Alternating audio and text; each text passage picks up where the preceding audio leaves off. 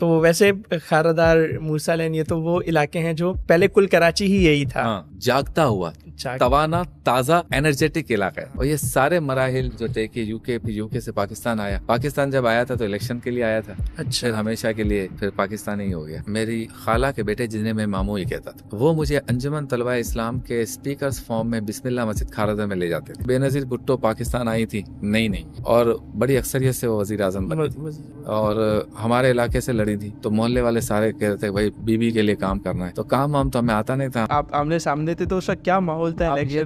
کیا سیاست ہو رہی تھی؟ سیاست ہے کہ وہ تقریر کرتے تھے، مجھے پرچی آتی تھی کہ وہاں یہ تقریر کی گئی، پھر میں اس کا جواب دیتا تھا. اچھا. پھر میں دیتا تھا، ادھر پرچی جاتی تو وہ جواب دیتے تھے. اس طرح کی نوک جھوک تھی. لیکن آپ یہ دیکھیں اپنی زندگی کے آخری ایام تک ڈاکٹر عامر لیاقت یہ بات تسلیم کرتے تھے، اچھا پریزنٹر ہونا وہ ایک الگ چیز ہے اور آپ کا تعارف مذہب بن جائے وہ ایک الگ چیز ہے.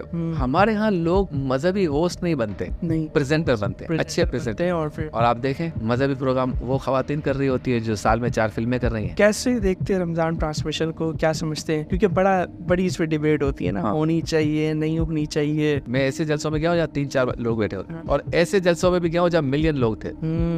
مقصد تو دین کا کام. یقین اگر آپ نے نخرے کرنے ہیں تو پھر اس کا جواب، اس کا بدل آپ دنیا میں لے لیں گے، اس کا جواب پھر آخرت میں دینا ہو. محفل نعت یا محافل نعت کی جو نقابت ہے نا، اس کو مطلب ایڈجسٹ نہیں کر پاتا وہاں میں اپنے آپ میں. نعت خوانوں، خطیبوں، مقررین، قاری حضرات، دعا کروانے والا، صلاۃ و سلام والا اور ساؤنڈ والا، اسٹیج والا، لائٹنگ والا، یہ سب بھی تو اس نے ہائر کرنا ہے. جی اس تک اس کی ڈائریکٹ دسترس نہیں ہوتی. تو بیچ میں اس نے جس مافیا کی خدمات حاصل کی ہیں وہ فرزندان توحید جو ہے وہ جو سارے کرپشن کے گھر وہاں سے شروع ہوتا ہے. ایسا سب سے بڑی طاقت ہے، بھگوان بھی نہیں ہے، امبانی ہی بھگوان ہے. یہ ان جیسے لوگ یا دولت مند لوگ بھگوان ہے. لوگ اس پر گفتگو کر رہے ہیں کس کی وجہ سے؟ اس موبائل کی وجہ سے. سوشل میڈیا پر اگر آج کوئی ایکٹیو ہے وہ بھلے کتنے پیسے کما لے. میرا یہ خیال ہے کہ یہ ٹی وی کی جگہ نہیں لے سکتے. لیکن میں آپ کو بتاتا ہوں کہ یہ ارینج میرج یا لو میرج کیسے بن جاتا ہے. اچھا. اس کا بھی ایک لطف ہے. دوسروں نے 400 سال پہلے تعلیمی ادارے بنائے، ہم نے کھانے پینے کی چیزیں بنائی. میں کھانے پینے کی ہوٹل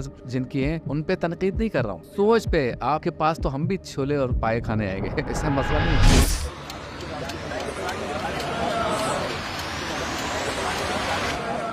بسم اللہ الرحمن الرحیم. اللہم صلی وسلم وبارک علیہ. ڈائریکشن پوڈ کاسٹ حافظ احمد کے ساتھ ایک بار پھر آپ کو خوش آمدید کہتے ہیں. آج ہمارے ساتھ موجود ہیں شبیر ابو طالب صاحب. میڈیا کی ایک معروف شخصیت ہے. میڈیا کے علاوہ اور یہ کیا کیا کرتے ہیں وہ ان سے انشاءاللہ آج کی پوڈ کاسٹ میں ہم جانیں گے، اور میڈیا تک کا راستہ کیسے بنا اور کیا کیا لائف میں اتار چڑھاؤ آتا رہا وہ بھی انشاءاللہ ان سے پوچھیں گے. لیکن ایک خاص بات جو میں ڈسکس کرنا چاہوں گا وہ یہ کہ ہم دیکھتے ہیں کہ جو لوگ میڈیا پہ آتے ہیں ان کا ایک خاص قسم کا ایٹیٹیوڈ ہوتا ہے، لیکن شبیر بھائی سے جب ہم بات کرتے ہیں، ان سے جب ہم ملاقات کرتے ہیں تو وہ ایٹیٹیوڈ ہمیں دور دور تک نظر نہیں آتا. حالانکہ یہ ابھی کوئی میڈیا پہ آنا شروع نہیں ہوئے. آج کل تو ویسے سوشل میڈیا کا دور ہے، میڈیا پہ آنے والے لوگوں کو کوئی بہت زیادہ پوچھتا نہیں ہے. لیکن شبیر بھائی اس وقت سے میڈیا پہ کام کر رہے ہیں جب میڈیا کا بہت بڑا ایک اورا تھا. تو پرائم ٹائم انہیں ملا ہے اور انہوں نے مطلب بہت زیادہ جو ہے وہ کام کیا ہے میڈیا پہ، لیکن اس کے باوجود وہ ایٹیٹیوڈ نہیں ہے. لیکن ایک اور خاص بات بھی آپ سے شیئر کروں، میڈیا پہ اتنا بڑا نام، سیاست میں ان کا بہت بڑا کام، ان سب کے باوجود انہوں نے ان ساری مصروفیات سے وقت نکال کر جو درس نظامی ہوتا ہے، عالم کورس جسے ہم کہتے ہیں، وہ بھی انہوں نے کمپلیٹ کیا ہے. اس کے لیے الگ سے ٹائم نکالو، اور وہ بھی کوئی بہت زیادہ پہلے نہیں بلکہ کچھ سال پہلے ہی اس کی تکمیل ہوئی ہے. تو اس کے بارے میں بھی پوچھیں گے کہ اس کا ذہن کیسے بنا. تو سب سے پہلے تو سر آپ کو خوش آمدید. بہت شکریہ آپ کو. السلام علیکم. اور آپ کی پوری ٹیم کا شکریہ کہ اس نے مجھے مدعو کیا، دعوت دی. بہت شکریہ. بہت شکریہ، آپ تشریف لائے، آپ نے وقت نکالا، آپ کے بے حد شکر گزار ہیں. تو میرے خیال سے سر ہم بات شروع کرتے ہیں بالکل ابتدا سے. جی. پیدائش، پرورش، علاقہ کون سا رہا آپ کا تو بتائیں. بیسیکلی تو کراچی ہی ہے یقیناً، اور پیدائش بھی کراچی کی ہے، اور اسٹارٹ جو تھا وہ لیاری موسیٰ لین کا علاقہ. اچھا. اس کے بعد کھارادر کا علاقہ. صحیح. اور کھارادر سے اب کلفٹن کی طرف چلے گئے. لیکن بچپن جو گزرا صحیح معنوں میں جو شعور والا بچپن ہے وہ موسیٰ لین لیاری میں گزرا. اور جوانی جو گزری جس میں خون بھی جو ہے وہ جوش کھاتا ہے ہر شعبے میں، وہ جو ہے وہ کھارادر میں. صحیح. اس کے بعد اب کلفٹن، اور باقی زندگی شادی وغیرہ کھارادر میں ہی ہوئی. لیکن شادی چونکہ جس وقت ہوئی میں لاہور میں تھا، میری پوسٹنگ تھی، تو شادی کے فوراً بعد لاہور چلا گیا. اس کے بعد لندن میں بھی رہا ہوں 1 سال، اور شادی سے پہلے دبئی میں بھی رہا ہوں. شادی کے بعد بھی دبئی آنا جانا رہا کاروبار کے سلسلے میں خالصتاً. اب مستقل طور پر کراچی والا ہو گیا ہوں. صحیح صحیح. تو ویسے خاردار، موسیٰ لین، یہ تو وہ علاقے ہیں جو پہلے کل کراچی ہی یہی تھا. ہاں، تو سارے لوگ ہی وہیں سے نکلے ہیں. کہتے ہیں کھارادر میں جب آپ جائیں گے نا تو آپ کو لگے گا کہ رات کو 11 بجے صبح کا آغاز ہوا ہے. جی جی ایسا ہے. ہمارے ہاں تو یہ ہے نا کہ ایک بہت بڑا طبقہ ہے جو 10 بجے کے بعد گھر سے نہیں نکلتا. کھارادر، موسیٰ لین، لیاری، رنچھوڑ لائن، یہ وہ علاقے ہیں اولڈ سٹی ایریا کے کہ جن کے بارے میں کہا جاتا ہے کہ بھائی کب ملنا ہے، تو کہتے ہیں تم مجھے 11 بجے یاد دلا دینا تو میں 11:30 بجے مل لوں گا. یہ رات کی بات ہوتی ہے، جیسے نہیں صبح ہم کہتے ہیں. جی. تو بہت ہی جاگتا ہوا، توانا، تازہ، انرجیٹک علاقہ ہے یقیناً. اور آپ دیکھیں ہمارے کئی بزرگ جو ہیں جنہوں نے انٹرنیشنل فیم حاصل کی، جو بین الاقوامی طور پر مشہور ہوئے، ان کا تعلق کھارادر سے. ناخواں ہو، علماء ہو، مقررین ہو، فلاحی کام کرنے والے سارے ادھر سے ہی ہیں. تو مجھے یہ بھی فخر ہے کہ کہیں نہ کہیں کونے میں میرا نام بھی آ جائے گا. تو یہ سعادت بھی ہے اور خوش نصیب. صحیح. تو آپ نے بتایا پوسٹنگ آپ کی لاہور میں تھی، تو کیا ایسا کام تھا کہ ہاں، اور لنڈن کے سلسلے میں رہے، دبئی کیوں آنا جانا؟ ہماری فیملی جو ہے اس کا بیسک کاروبار جو تھا نا، فیملی جس سے مشہور ہوئی، ویسے تو نہیں کہہ سکتے لیکن جس سے مشہور ہوئی، وہ تھا فارن ایکسچینج کا کام. اچھا. تو اسی سے ریلیٹ کر کے جب دبئی گیا تو دبئی میں ایک انسٹیٹیوٹ جوائن کیا. اس انسٹیٹیوشنس کے بعد وہیں سے میں ہی اس آرگنائزیشن کو، اس کمپنی کو لے کے پنجاب گیا. تو لاہور میں رہا، پھر ایک اپرچونٹی ملی تو یو کے گیا. اور یہ سارے مراحل جو طے کہ یو کے، پھر یو کے سے پاکستان آیا. پاکستان جب آیا تھا تو الیکشن کے لیے آیا تھا، پھر ہمیشہ کے لیے پھر پاکستان ہی ہو گیا. اچھا، یعنی آپ 2002 میں الیکشن کے لیے یو کے سے اسپیشلی پاکستان آئے تھے، اور اینڈ دین آپ پھر یہیں کے ہو کے رہ گئے. جی. اور یہ سارے کام استخارے پر ہوتے تھے.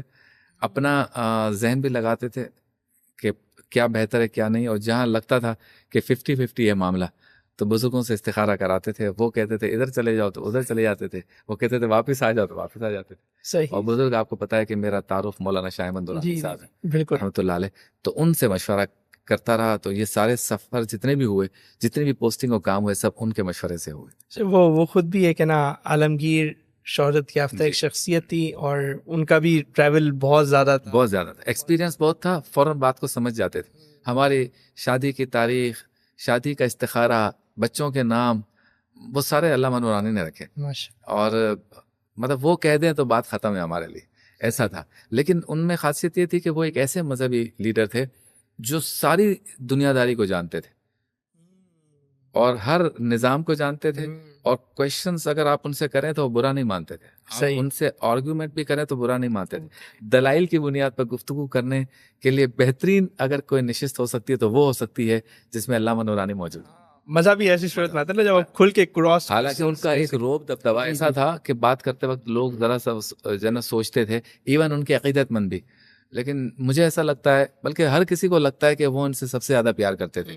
تو اس طرح مجھے بھی لگتا ہے کہ علامہ نورانی مجھ سے سب سے زیادہ پیار کرتے تھے. تو جب ہم گفتگو کرتے تھے نا تو میں کافی فرینک ہوتا تھا، کافی آسانی سے ساری بات کر لیتا تھا. صحیح ماشاء اللہ. اچھا، تو ایجوکیشن کے بارے میں بتائیں، کہاں سے اسٹارٹ کی ایجوکیشن، کہاں تک حاصل کی؟ جی، جو لیاری میں 1-2 اسکولیں ہیں سرکاری، پھر بہت ہی کم فیس والی اسکولیں رہیں، اس میں بھی پڑھا ہوں میں. اور اس کے بعد کالج میں سینٹ پیٹرکس کالج میں پڑھا. لیکن اس وقت جو ہے نا وہ کالج کی کوئی ایسی لائف مجھے نہیں یاد آ رہی کہ بھائی صبح گئے یا شام کو گئے اور 6-7 گھنٹے کالج میں رہے، بڑا مطالعہ کیا. میرے خیال میں اس معاملے میں تھوڑی سی پڑھائی کے معاملے میں گڑبڑ تھی. لیکن جتنا پڑھا ہے اچھے نمبروں سے پاس ہوں، اچھے گریڈس لیے ہیں اور گریجویشن مکمل کیا. پھر ایک اعزازی ڈگری بھی مجھے یو کے سے ملی، امریکن ایک کالج کی. اور پتہ نہیں اب وہ اس وقت تو کافی اس کی ویلیو تھی. وہ انٹرویو لیتے تھے اسکائپ پر، اس کے بعد دیتے تھے وہ آپ کی ذہنی ساخت پر جو بھی شعبہ آپ چاہتے تھے اس کا ایگزام لیتے تھے چھوٹا. وہ کیا. باقی چھوٹے چھوٹے کورسز بہت کیے کاروباری حوالے سے، دبئی میں بھی کیے، جرمنی میں بھی کیے.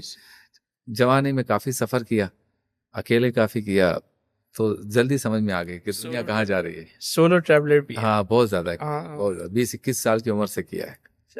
تو بتائیں تھوڑا ٹریولنگ کے بارے میں. ٹریولنگ کے بارے میں یہ ہے کہ جس وقت ہم ٹریول کرتے تھے 91 جب جیسے آج کل لوگ ٹرکی جاتے ہیں گھومنے کے لیے, آپ دیکھتے ہوں گے مختلف پیکیجز آ رہے ہوتے ہیں موبائل پر, استنبول اور فلاں جگہ آپ جائیں گے اتنے میں آپ کو میں گیا تھا ٹرکی 92 میں اور اکیلے گیا تھا. تو لوگ مجھے کہتے ہیں کہ آپ ٹرکی گئے, میں کہا 32 سال پہلے گیا تھا. وہ کہتے ہیں 32 سال, میں نے کہا اس کے بعد گیا ہی نہیں ہوں.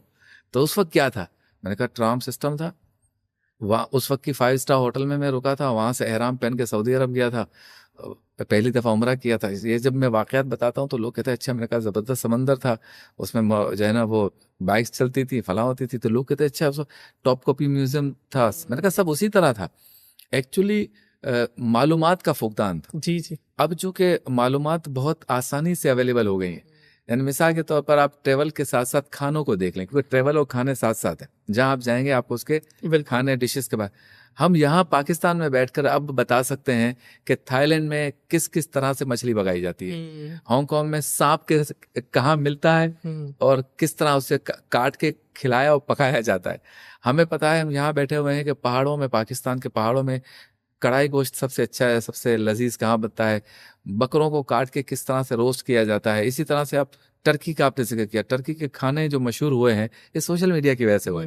جو وہاں گئے, ہم جیسے آپ جیسے, ان کو تو پتہ چل ہی گیا کہ وہاں کے کھانے بہت, ہاں بھی مصطفیٰ کا بالکل. لیکن عام لوگوں کو یہ سب کچھ نہیں پتا تھا کہ اس طرح بنتا ہے.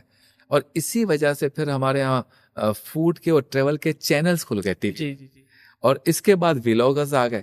تو یہ چیزیں آپ دیکھ رہے ہیں نا کہ کیسے آگے جا رہی ہیں, کہ ٹریول کے بارے میں جو ہے وہ بتانے کا مطلب یہ ہوتا ہے کہ ہر ایک کی اپنی ایک ٹریول ہسٹری بھی ہوتی ہے, ٹریول کے واقعات بھی ہوتے ہیں, سب کا مشاہدہ ایک الگ ہوتا ہے. تو میں جب اکیلے ٹریول کرتا تھا نا تو اس کا ایک فائدہ بھی ایک نقصان بھی ہے. نقصان یہ ہے کہ جب بور ہو رہے ہیں نا تو آپ بہت شدید بور ہو رہے ہیں, نیند بھی نہیں آتی. لیکن فائدہ یہ ہے کہ ہر کوئی جو ہے نا وہ آپ کو ایئرپورٹ پہ یا کسی بھی جگہ پہ ملے گا, آپ سے بات کرے گا, آپ سے آپ کے ملک کے بارے میں پوچھے گا. آپ دیکھیں گے یہ اکیلا ہے تو آپ اس سے پھر اس کے ملک کے بارے میں پوچھیں گے. تو اس سے بہت کچھ پتہ چلتا ہے. اور اس زمانے سے ہی میں نے یہ نوٹ کیا کہ جو غیر مسلم ممالک ہیں نا, وہاں اسلام سے متعلق جو ہے نا وہ بہت ہی کانسیپٹ کلیئر نہیں تھا, مسکنسیپشن بہت زیادہ تھا. اور وہ پک کے دیکھیں 2003 میں, 2002 میں, 2001 میں, ان سالوں میں بہت زیادہ بڑھ گیا, اور آج تک ہم اس کو فیس کر رہے ہیں اور دلائل دینے پڑ رہے ہیں. لیکن بہرحال ہمارے اسکالرس نے بہت محنت کی, سوشل میڈیا کا استعمال کرنے کی کوشش کی, اور بہتر ہو گئے ہیں معاملات. تو یہ جو دنیا کا سفر کرنے والا معاملہ ہے, میرا مشورہ یہ ہے کہ کرتے رہنا چاہیے. سفر کی اپنی تھکاوٹ تو ہے, تکالیف بھی ہیں, لیکن اس کا لطف بھی ہے. اور جو پاکستان سے باہر ہم جائیں تو آپ کو ہر طرح کے اچھے سفر ملیں گے. بس کا سفر آپ دیکھیں, اسکاٹ لینڈ میں اور یورپ میں کتنا خوبصورت سفر ہے, سوئٹزرلینڈ وغیرہ میں. پھر وہاں پہ ٹورزم کو انہوں نے ایک نئی جہد دی, آپ کو چاکلیٹ کی فیکٹری میں گھماتے ہیں. ہم پاکستان میں بیٹھ کر یا دنیا بھر میں بیٹھ کر سوئس چاکلیٹ کھاتے ہیں. تو سوئٹزرلینڈ کے اندر, زوریچ کے اندر ایسے ٹورزم کی کمپنیز ہیں جو آپ کو چاکلیٹ کی فیکٹریوں میں اس طرح کی جگہوں پہ لے جاتی ہے. اب آپ اپنے سامنے دیکھ رہے ہوتے ہو کہ آپ کراچی میں بیٹھ کر جو چاکلیٹ کھا رہے ہو یہ دراصل بنتا کیسے. تو یہ اب تو سوشل میڈیا کے ذریعے آ گیا, لیکن جب آپ خود جا کر کریں گے اور پھر پوچھیں گے کہ سوالات بھی آپ کر سکتے ہیں, تو بہت بندے کا ذہن جو ہے نا وہ کھلتا ہے. اور آپ دیکھ لیں کہ سوشل میڈیا کے ذریعے لوگوں نے ٹریول کو اور کھانے کو دیکھ کر ہی کتنا کمایا ہے پیسے, اور ابھی بھی ایسے ہی. تو کرنا چاہیے سفر, بالکل کرنا چاہیے. اب تو یوں سمجھے نا کہ پورا ایک مطلب جو ولاگر ٹریول کی جو ولاگنگ کرتا ہے اس کا تو سارا گھر بار ہی اسی سے چل رہا ہے. اتنا مطلب یہ شعبہ اتنا ترقی کر گیا. بالکل. اچھا, ویسے میں ٹریولنگ کے حوالے سے آپ نے جو ایک اشارہ دیا کہ جب آپ ظاہر سی بات ہے یورپین کنٹریز میں گئے اور یو کے گئے تو وہاں پہ ظاہر سی بات اسلام کے حوالے سے بہت ساری باتیں ان کو نہیں معلوم تھی, میڈیا کا بھی فقدان تھا. پھر 9/11 کے بعد تو بہت سارے معاملات خراب ہو گئے. اس سے ریلیٹڈ میں آپ سے ایک سوال کروں گا, لیکن اس سے پہلے اس سے ایک بیسک سوال میں کرنا چاہوں گا کہ دینی جو رجحان ہے آپ کا وہ کیسے پیدا ہوا؟ شاہ احمد درانی صاحب سے کنیکشن کے بعد, یا پھر دینی رجحان پہلے پیدا ہوا اور کنیکشن بعد میں بنا؟ تو یہ دونوں کے درمیان کیا لنک ہے؟ میری عمر 6-7 سال کی تھی تو مجھے یاد پڑتا ہے کہ میری خالہ کے بیٹے جنہیں میں ماموں ہی کہتا تھا, وہ مجھے انجمن طلبہ اسلام کے اسپیکرز فارم میں بسم اللہ مسجد کھارزہ میں لے جاتے تھے. اور وہاں سے مجھے 1-2 دفعہ انہوں نے نعت شریف بھی سکھائی, پڑھائی. تو اور اس وقت سے نماز اور دین کا ایک ذہن بناؤ. تھوڑی سی عقل آ گئی, یعنی کہ یہ بات ہے 6-7 سال کی عمر کی, تو 13-14 سال کی عمر میں تھوڑی سی عقل آئی. تو مجھے یاد پڑتا ہے 1985 میں کراچی کے اندر غیر جماعتی الیکشن ہوئے تھے.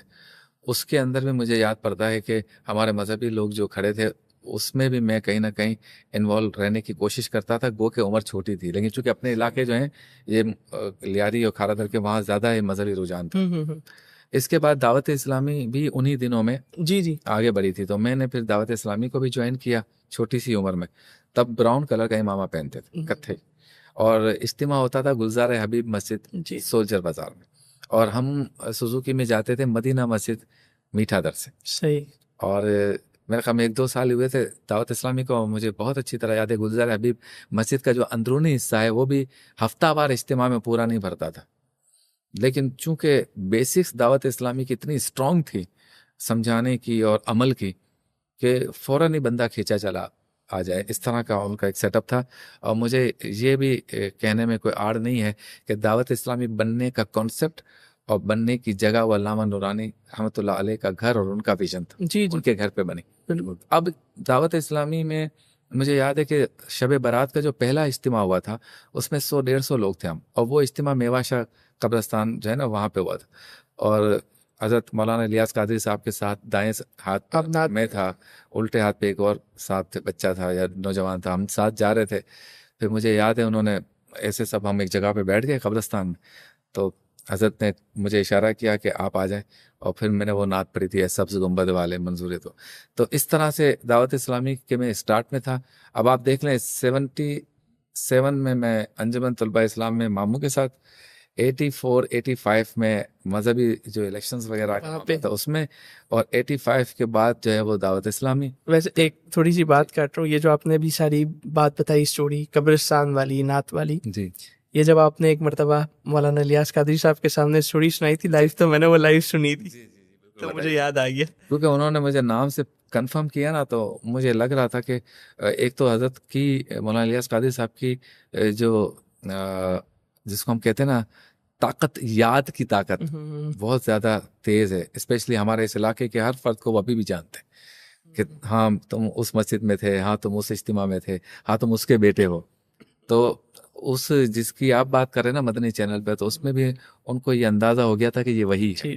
پھر میں نے ساری بات بتائی. تو پھر 85-86 تک تو یہ والا معاملہ رہا. پھر 88 کے الیکشن ہوئے تھے, اس وقت ہم موسالے میں رہتے تھے. اچھا, یہ جنرل الیکشنز, یہ جنرل الیکشن ہوتے. اس میں بے نظیر بھٹو پاکستان آئی تھی نہیں, اور بڑی اکثریت سے وہ وزیر اعظم بنی, اور ہمارے علاقے سے لڑی تھی. تو محلے والے سارے کہہ رہے تھے بھائی بیوی کے لیے کام کرنا ہے. تو کام تو ہمیں آتا نہیں تھا, ہم نے بس وہ شور میں ایک تھے. لیکن اسی الیکشن میں سامنے والا جو حلقہ تھا کھارا در کا, وہاں نورانی میں الیکشن رہا, تو ہم وہاں پہ بھی جاتے تھے, زیادہ وہاں جاتے تھے, ادھر ہلکا پھلکا محلے کی وجہ سے. کیونکہ لیاری وہ جب 88 کا الیکشن جمعیت علماء پاکستان اور مولانا نورانی عصبیت کی وجہ سے نہیں جیت سکے, میں اس کے بعد جے یو پی میں شامل ہوں. اس وقت مجھے ایک چھوٹا سا عرصہ ایسا تھا, چونکہ آواز اللہ نے دی تھی, تو مجھے پکے سر کے ساتھ گانے کا ایک شوق تھا کہ میں نعت پڑھوں یا کوئی اور چیز, سر پکا ہونا چاہیے. لیکن جب نورانی میاں کے ساتھ 1989 میں جڑا تو میں نے سارے کام چھوڑ دیے. پھر اس کے بعد انقلاب اور جدوجہد, نظام مصطفیٰ, ناموس رسالت, ختم نبوت, مقام مصطفیٰ کا تحفظ, اور نورانی میاں کو دیکھتے رہے اور ان کے ساتھ چلتے رہے ماشاءاللہ. اور وہ آج تک ہیں, روحانی طور پر بھی ہمارے ساتھ رہتے ہیں, اور یقیناً ہم نے اپنا روحانی استاد, روحانی باپ جو چاہیں کہہ سکتے ہیں, کیونکہ ہماری زندگی کے سارے فیصلے انہوں نے کی. ہماری جوانیاں دراصل ہمارے بزرگوں نے بچائیں. آپ دیکھتے ہیں معاشرتی برائیاں کتنی زیادہ ہیں, اگر یہ بزرگ نہ ہوتے تو ہماری جوانیاں خراب ہو جاتی. اچھا, ویسے خیرادار میں جب ہم دیکھتے ہیں بہت بڑی شخصیات, جیسے ابھی آپ نے ذکر کیا مولانا الیاس قادری صاحب, اور دیگر بھی ہم جانتے ہیں, آپ بھی جانتے ہیں, میں بھی جانتا ہوں, لیکن مولانا نورانی پہ آپ کی بس کی ہو گئی, ان کو آپ نے کیوں جو ہے وہ بالکل دیکھیں, میں مجھے ایسا لگتا ہے کہ شروع سے میں ایک ایسا سخت گیر مذہبی آدمی ہوں جو دنیا داری اور دنیا کے اندر رہ کر مذہب کی بات کرتا ہوں. مجھے ایسا لگتا ہے کہ میں ایسا ہوں. اور نورانی میاں کو بھی میں نے دیکھا, انہیں پاکستان کا آئین بھی پتہ ہے, فراس کے آئین کا بھی پتہ ہے, عرب امارات میں کون سا قانون چل رہا ہے یہ بھی پتہ ہے، ہالینڈ میں کیا قوانین ہیں وہ بھی پتہ ہیں، امریکہ برطانیہ کس قانون کے تحت چل رہے ہیں، ان کے آئین میں کیا چیزیں ہیں، وہاں کا طریقہ انتخاب کیا ہے، اور قرآن و حدیث کی بھی ہر چیز انہیں معلوم، یعنی دونوں کو ساتھ ساتھ لے کر چل رہے ہیں۔ اب نورانی میاں کو آپ دیکھیں کہ پیر و جمعرات کا روزہ نہیں چھوڑتے ہو، یعنی یہ تو ٹوٹل مذہبی اور روحانی بات ہوگی نا، اندر سے انسان کی اپنی تسکین کی بات ہے روحانی، کہ میں پیر و جمعرات کا نفلی روزہ رکھتا ہوں، لیکن اس کے باوجود بھی انہوں نے دنیا داری کا کوئی کام روزے کی وجہ سے نہیں چھوڑا۔ ہر روز مغرب کے بعد نورانی میاں نے قرآن پاک کی دور کرنی ہے، لیکن اس کی وجہ سے نظام مصطفیٰ کا کوئی جلسہ نہیں چھوڑا۔ ہر جمعرات کو نورانی میاں کے گھر پہ ختم خواجگان ہوتا ہے، آج بھی ہوتا ہے؟ ہاں ہوتا ہے، اس وقت بھی ہوتا تھا، لیکن بیت رضوان، ہاں پہلے تو صدر میں رہتے تھے نا، وہ کچھی یونیورسٹی براؤن۔ اب اس ختم خواجگان کی وجہ سے میں نے کبھی بھی نہیں سنا کہ نورانی میاں نے کسی انقلابی کام کے لیے کسی کو کہا ہو کہ آپ کو نہیں پتا اس دن میرے گھر میں ختم ہوتا ہے، نہیں، ختم بھی چلے گا اور باقی کام بھی چلیں گے۔ تو ایسا بیلنس جو انہوں نے دکھایا نا، وہ مجھے کسی اور شخصیت میں نظر نہیں آیا۔ جیسے پروفیسر شافی الحق صاحب ان کے ساتھ سفر میں بھی ہر جگہ رہتے تھے، وہ کہتے ہیں میں نے کوئی خلاف سنت کام کرتے نورانی میاں کو نہیں دیکھا۔ تو اب ایک شخص کوئی خلاف سنت کام بھی نہ کرے، پیر و جمعرات کا روزہ بھی نہ چھوڑے، مغرب کے بعد قرآن پاک کی دور بھی نہ چھوڑے، تراویح میں قرآن پاک بھی سنائے، آپ کو حدیث اور قرآن سے متعلق کوئی بات پوچھنی ہو تو اس کا بھی اسے علم ہو، عالمی حالات میں سے کسی چیز کے بارے میں معلوم کرنا ہو، اس کی تاریخ کیا ہے وہ بھی بتا دے، اور آپ اگر اس کو کہیں کہ یہ میرا پیر ہے تو روحانیت بھی عروج پر، آپ کہیں عالم ہے تو علم بھی عروج پر، آپ کہیں مفتی ہے تو فتویٰ بھی کمال کا، آپ کہیں کہ سجادہ نشینی، مزارات، درگاہیں، ان سے متعلق آپ کا کانسیپٹ کیا ہے، تو وہ ایک جدید کانسیپٹ ایسا لائیں کہ جو آپ کو زیادہ روحانیت کے قریب بھی کر دے اور معاشرتی برائیوں سے بھی دور کر دے۔ تو ایک ایسی خوبصورت شخصیت جس میں ساری چیزیں موجود ہوں، وہ مجھے لگا کسی اور میں نہیں ہے، اور مجھے ذاتی طور پہ ایسا لگتا ہے کہ شاید میں بھی مکمل مذہبی اس اعتبار سے نہیں ہوں، نہ مکمل دنیا دار ہوں، میں بھی ایسا ہی کوئی مکسچر ہوں شاید، یہ تو باقی لوگ اندازہ لگائیں گے۔ اور آپ دیکھتے ہوں کہ پروگراموں میں بھی میں وضو اور غسل اور نماز، حج اور زکوٰۃ کے مسائل یہ بیان کرتے کرتے اچانک میں دنیاوی مشاہدات کی طرف آ جاتا ہوں، اور یہ چیزیں ہم نے نورانی میاں سے سیکھی، مثالیں دینا، اپنے گھر میں کیا ہو رہا ہے، معاشرے میں کیا ہو رہا ہے، یعنی ممبر رسول پہ بیٹھ کے نورانی میاں کہتے تھے کہ اگر کوئی یہ کہے کہ مجھے اس سے کیا کہ کشمیر میں کیا ہو رہا ہے، مجھے اس سے کیا کہ فلسطین میں کیا ہونا ہے، میرا اس سے کوئی تعلق نہیں کہ عراق کے مسلمان پریشان ہیں، مجھے اس سے کوئی غرض نہیں کہ افغانستان پہ بمباری ہو رہی ہے، نہیں، نورانی میاں کہتے تھے یہ آپ کا میرا فرض ہے کہ ہم آگاہ بھی رہیں اور جو کچھ کر سکتے ہیں وہ کریں بھی، یہ ڈیوٹی ہے، ورنہ مسلمان کس چیز کے ہیں۔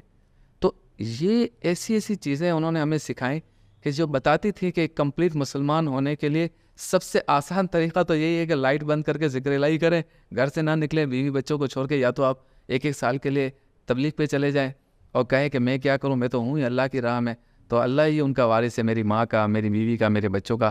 یہ نہیں سکھایا، حضرت نے ہمیں بتایا اسی دنیا میں رہنا ہے، اس چیلنج کو قبول کرنا ہے۔ اب جس سیٹ پر یا جس مقام پہ علامہ نورانی تھے، اس کے دائیں ہاتھ پہ کرپشن، بائیں ہاتھ پہ برائیاں اور نوٹیں، پیسے، لوٹ مار، چوری، رشوتیں، خریدنا، بکنا، بیچنا، سب کچھ تھا۔ نورانی میاں نے اس کے درمیان سے اپنا راستہ نکالا، اور آج بھی دنیا کے کسی کونے میں جب یہ نعرہ لگتا ہے حق و صداقت کے نشانے، تو جو نہ بھی مانتا اس کے منہ سے نکلتا ہے شاہ بند نورانی، تو ایسے نہیں نکلتا وہ، کہ انہوں نے نہ بکنے اور نہ جھکنے کی ایک روایت قائم کی، اسی دنیا میں رہتے ہوئے راستے نکالے انہوں نے، تب وہ علامہ نورانی بنے۔ 2002 میں حضرت کا انتقال ہوا جی، الیکشن کے بعد بہت جلدی چلے گئے، کیا سمجھتے ہیں؟ ایسا تھا کہ میں کیا ایج تھی ان کی؟ 77 مہینے آگے پیچھے ہو سکتے، 78 بھی کہہ سکتے۔ آپ کیا سمجھتے ہیں، مطلب جلدی چلے گئے، بھرپور زندگی گزار چکے، مطلب بھرپور گزاری ٹائم؟ ہاں، کافی عمر تو ٹھیک ہے، لیکن ہم تو عقیدت کی وجہ سے یہ کہیں گے کہ بہت جلدی سے۔ ہاں بالکل۔ اچھا، میرا یہ جو فیز تھا نا، جب میں UK میں تھا، تو وہاں سے میں چونکہ بغیر فون کرے تو بات بنتی نہیں تھی، تو ان سے بات ہوتی رہتی تھی، تو میں نے کہا حضرت وہ الیکشن ہو رہے ہیں تو آپ حکم کریں تو میں آ جاؤں، تو کہا میں بتا دوں گا۔ پھر انہوں نے مجھے کال کی کہ آپ کب آ سکتے ہیں، میں نے کہا حضرت میں ان تاریخوں میں آنے کا پلان ہے، آپ کے کال کا انتظار تھا، بھلا آپ آ جائیں۔ میں آ گیا پاکستان، آتے ہی انہوں نے کہا کہ کھارادر سے آپ فارم بھر دیں، تو مجھے تو جانا تھا 5-6 دن بعد، تو میری فیملی نے بھی کہا کہ یہ کیسے ہوگا، ہم نے وہاں پہ سارا سیٹ اپ کر لیا ہے، آپ دوبارہ پولیٹکس میں ان ہوں گے، اور میں تھا بھی تھوڑا سا رف زبان میری نورانی میاں کی طرح، وہ کچھ زیادہ ہی جو ہے نا وہ سچ بات کرنے میں ڈرتے نہیں تھے، ویسے بہت ڈرپوک ہوں، لیکن دین اور شاید انقلاب اور اسلام اور ملک اور ان معاملات میں تھوڑے بہادر ہیں ہم، اور بہادری بھی ہماری نہیں ہے، ہمارے بزرگوں کا پیچھے ہاتھ ہے یا ہاتھ تھا، تو اس کی وجہ سے تو فیملی کہہ رہی تھی کہ دوبارہ آپ الیکشن لڑیں گے، سب کچھ کریں گے، تو پھر ہم وہاں پہ اتنا سیٹ اپ کر کے آئے. میں نے کہا بھائی دیکھیں یہ تو نورانی میاں کا فیصلہ ہے کہ اس میں سوال جواب نہیں ہے، آپ کو بات کرنی ہے آپ خود جا کے کریں. اب میری فیملی کی خواتین حضرت کے پاس گئیں، ان کے ساتھ 2 گھنٹے بیٹھی لیکن کوئی بات نہ کر سکی، مسکرا کے گئے. مسکرا کے جب باہر آئیں میں بھی مسکرا رہا تھا. میں نے کہا اچھا کیا ہوا؟ بولا بات ہی نہیں کر سکے. میں نے کہا یہی معاملہ ہے، یہ لکھا ہوا ہے اور الیکشن لڑنا ہے. جب الیکشن کی کمپین کا آغاز ہوا تو نورانی میاں نے وظائف بھی دیے، محبت بھی فرمائی اور بتایا بھی کہ آپ کی لائن کیا ہوگی اسپیچز کی اور کیمپین کیسے چلانی ہے. باقی تو مجھے کمپین چلانے کا سلیقہ تو الحمدللہ آتا تھا، پہلے خود نورانی میاں کی الیکشن کمپین کا بھی میں چیئرمین رہا ہوں، تو نشیب و فراز سیاست کے نیچے اوپر سب دیکھے ہوئے تھے، ہر میٹنگ اٹینڈ کرنا، لوگوں کو بکتے ہوئے بھی دیکھا، اتنا ایکسپیرینس ہو گیا تھا.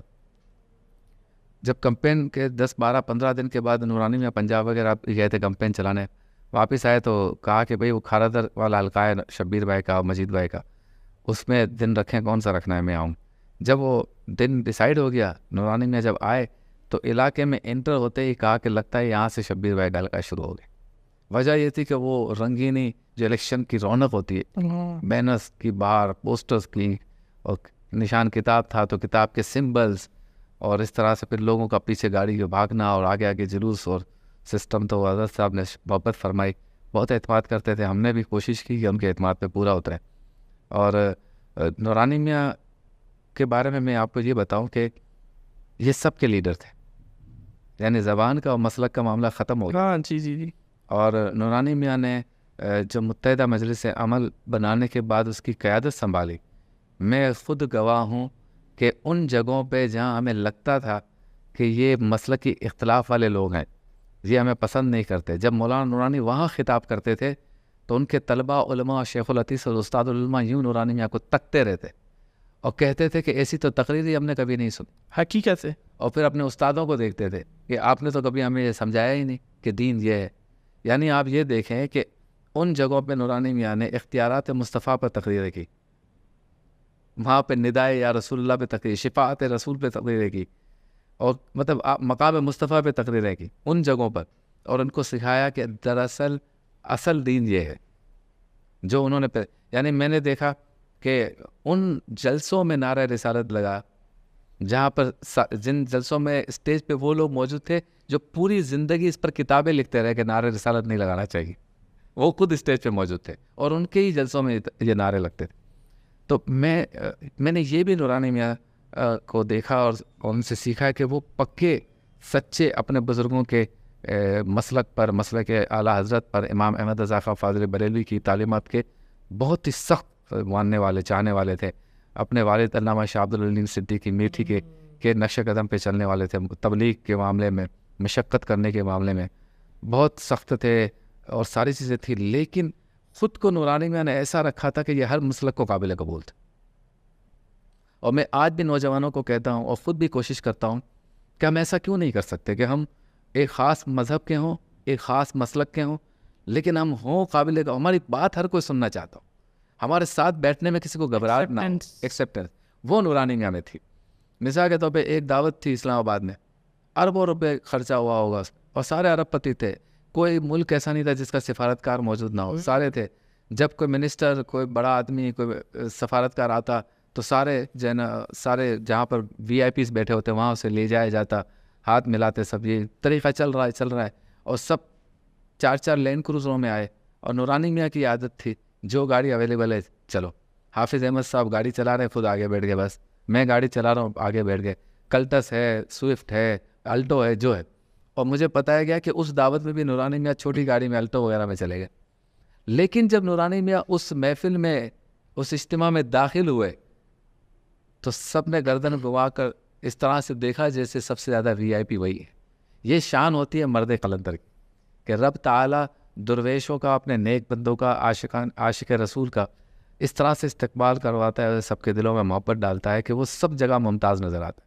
کپڑے, ڈریسز, آپ کی باقی خوشبوئیں, باقی گاڑیاں, یہ ساری اپنی جگہ پر رہ جاتی ہیں. اصل چیز یہ ہوتی ہے جو اللہ نورانی میں ہم نے دیکھا. اور خود اتنے کریکٹر کے جتنے صاف تھے حافظ صاحب, اتنے ہی ظاہری طور پہ بھی ان کے ساتھ رہنے والا خود کو صاف ستھرا رکھتا تھا.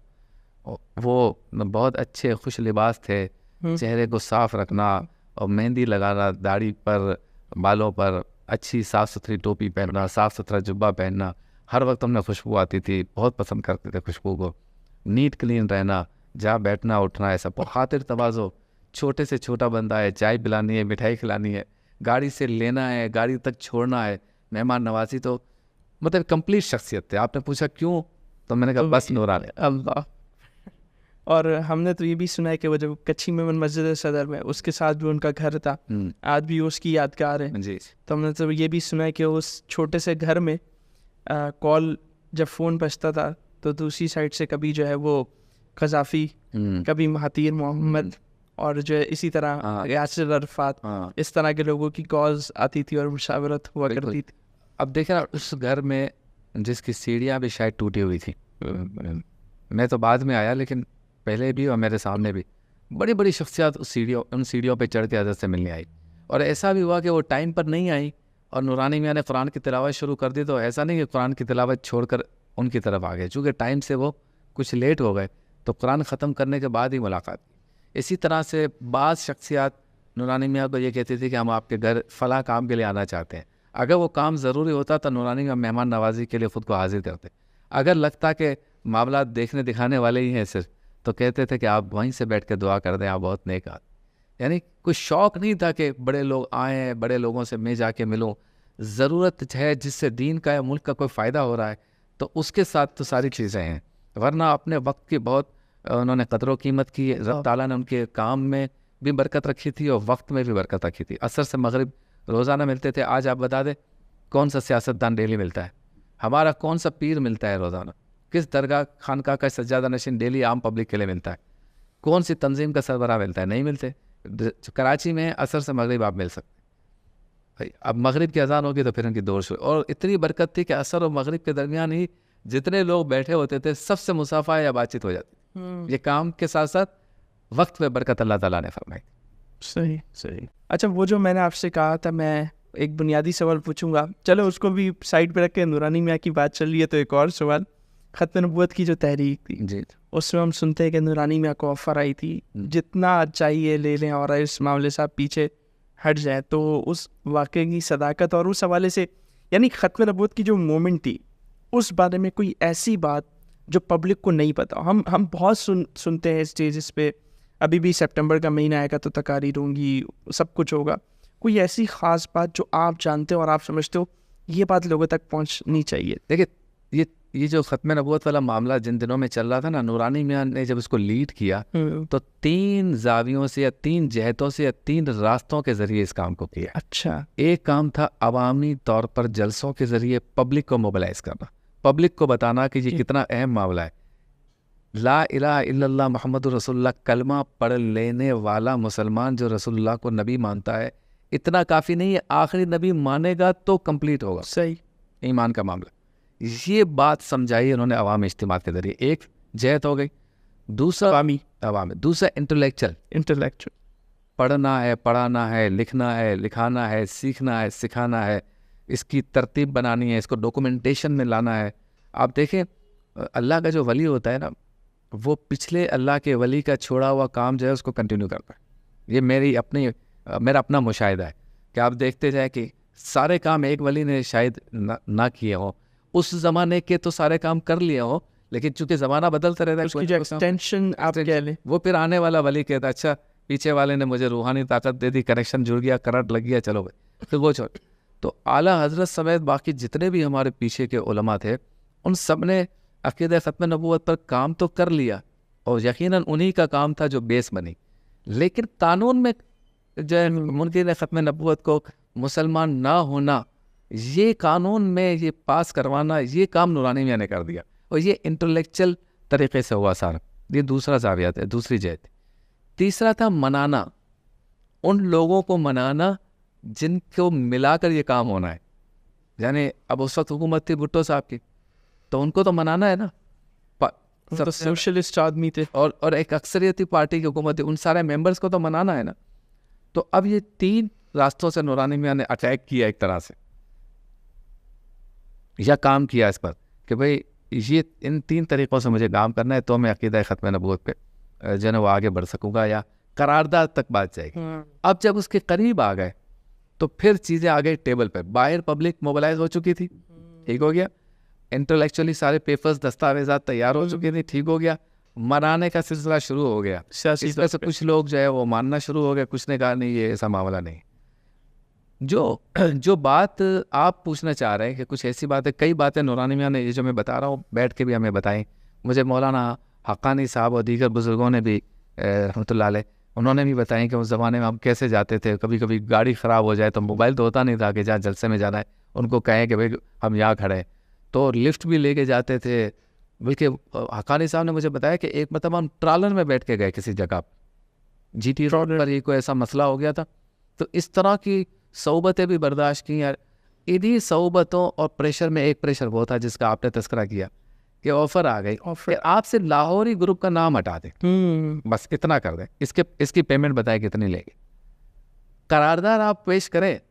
ہم جو لاہوری گروپ ہے, چونکہ ان کا ایک سیکٹ تھا, ان کا ایک گروہ تھا, ہاں وہ بھی جو مجدد کی حیثیت سے مانتا تھا. بالکل انہوں نے کہا کہ بھئی آپ ہمارا نام نکال دیں, اس کی پیمنٹ بتائیں. وہ حضرت نے جو مشہور جملہ کہا کہ میرا سودا پہلے ہی ہو چکا ہے بازار مصطفیٰ. جو اہم بات ہے جو میں نے راویوں سے سنی وہ یہ ہے کہ کچھ ایسی روحانی کنیکشن والی بات تھی جو نورانی میں جب الیکشن لڑ رہے تھے, جس قومی اسمبلی میں جا کر انہوں نے یہ قرارداد پیش کی, اس قومی اسمبلی کا جب الیکشن لڑ رہے تھے تو یہ کام رب تعالیٰ نے اور سرکار نے ان سے لینا ہے. اس کنیکشن کا کوئی روحانی علم ان کو تھا, اور یہ کنیکشن مدینہ شریف سے ان کو ملا تھا. جیسے کوئی ڈیوٹی نہ ملی ہو کسی کو, کیونکہ میں نے ان کی گفتگو سے میں نے ان کی گفتگو سے اندازہ لگایا حضرت صاحب نورانی میاں کہ جیسے جیت گئے الیکشن, اب پہنچنا ہے تو تیار نہیں ہو جاتا بنتا کہ ہاں جی اس لیے جیتا ہوں میں, اب آؤ. اب وہ گئے, انہوں نے کام سارا کرنے کے بعد مجھے یہ بھی پتہ چلا کہ اس کام کے مکمل ہونے کے بعد بھی نورانی میاں نے مدینہ شریف میں ہی کسی جگہ پر اپنے بہت ہی قریب کے لوگوں بزرگوں سے کہا کہ کام تو پورا ہو گیا, اب تو شاید سیاست کی ضرورت نہیں ہے. اس طرح کی کوئی گفتگو مکالمہ ہوا تو روضہ رسول سے یہ پرمیشن نہیں ملی. یعنی آپ کا کام مکمل نہیں ہوا, یہ تو ایک کام تھا جو تم نے میرے لیے کیا, یہ پرمیشن نہیں. ابھی تو عصبیت بھی آئے گی, اس کا مقابلہ ہے, سرمایہ دارانہ نظام کے خلاف لڑنا ہے, پاکستان میں شہادتیں ہونی ہیں, تمہیں نظام مصطفیٰ کی تحریک میں آگے بڑھنا ہے, دین کو اور نظام مصطفیٰ کو پاکستان کی حاکمیت دینی ہے. یہ ساری چیزیں ابھی کام باقی ہیں. یہ روحانی طور پر ایک مکالمے کے ذریعے مجھ تک یہ بات پہنچی کہ اوکے روضہ رسول سے پرمیشن لی جاتی تھی بزرگوں کے ذریعے, اور یہ پرمیشن نہیں ملی کہ یہ کام مکمل ہو گیا. اسی لیے واپس آ کے پھر اس سے زیادہ تیزی سے نورانی میں نے کام کیا. اور میں یہ سمجھتا ہوں دوسرا جو کام تھا بالخصوص کراچی میں, وہ تھا کہ کراچی میں مسلم قومیت کے تشخص کو ختم کیا جا رہا تھا. بتایا جا رہا تھا یہ بلوچ ہے, یہ سندھی ہے, یہ مہاجر ہے, یہ پٹھان ہے. اس فطرے کا مقابلہ جیسے نورانی میاں نے کیا. یہ کس سن کی بات ہے؟ کیونکہ میں یوتھ کے لیے بات کر رہا ہوں, جو ناظرین ان کے لیے 87 سے 87 85 میں میرے خیال سے اس کی بنیاد پڑی. اس کو آنا شروع ہو گئی تھی. 86 میں نیشنل پارک میں جلسہ ہوا مولانا نورانی کا. اس کے بعد 87 88 89 90 یہ وہ دور تھے جس میں تعصب اور لسانیت اپنے عروج پر تھی. نورانی میاں کھل کے کہتے تھے کہ جو مسلمانوں کو تقسیم کر رہے ہیں وہ لارنس آف عربیہ کا کردار ادا کر رہے ہیں. جو مسلمانوں کو تقسیم کر رہے ہیں وہ پاکستان کے دشمن ہے, پاکستان دشمن قوتوں کے ایجنٹ ہیں. ہمارے اداروں کو یا ہماری عوام کو یا ہمارے انٹلیکچوئلس کو بعد میں پتہ چلا کہ یہ پاکستان دشمن قوت ہے. پہلے سب سر پہ بٹھاتے. ابھی آپ نے آف دا کیمرہ بتایا کہ نوجوان مساجد میں امام اور مؤذن بھی کسی دوسری نسل کا نہیں. ہم نے وہ حالات دیکھے کہ کہا جاتا تھا کراچی میں خاص زبان کے ہی لوگ مسجد میں امام ہوں گے. اسی طرح اداروں میں یونینیں بھی انہیں کی جیتیں گی. اور اس کے علاوہ آپ کے گھر کے باہر کوئی تقریب کرنی ہے تو آپ نے جو ہے وہ ٹینٹ لگانا ہے تو اس تنظیم سے اجازت لینی ہے. یہ سیکٹر یونٹ آفیسز کھلے ہوئے تھے. حضرت نورانی میاں نے ہمیں اتنا بہادر کر دیا تھا کہ لوگ کہتے تھے کہ بھائی یہ تم بے خطر کود پڑا آتش نمرود میں عشق ایسے ہر جگہ پہ کود جاتے ہو آپ لوگ. تو ہم کہتے تھے ہمارا کوئی کمال نہیں ہے, ہماری پیٹھ بڑی مضبوط ہے, صحیح, ان کا کمال ہے, وہ نہ ہو تو ہم کچھ بھی نہیں.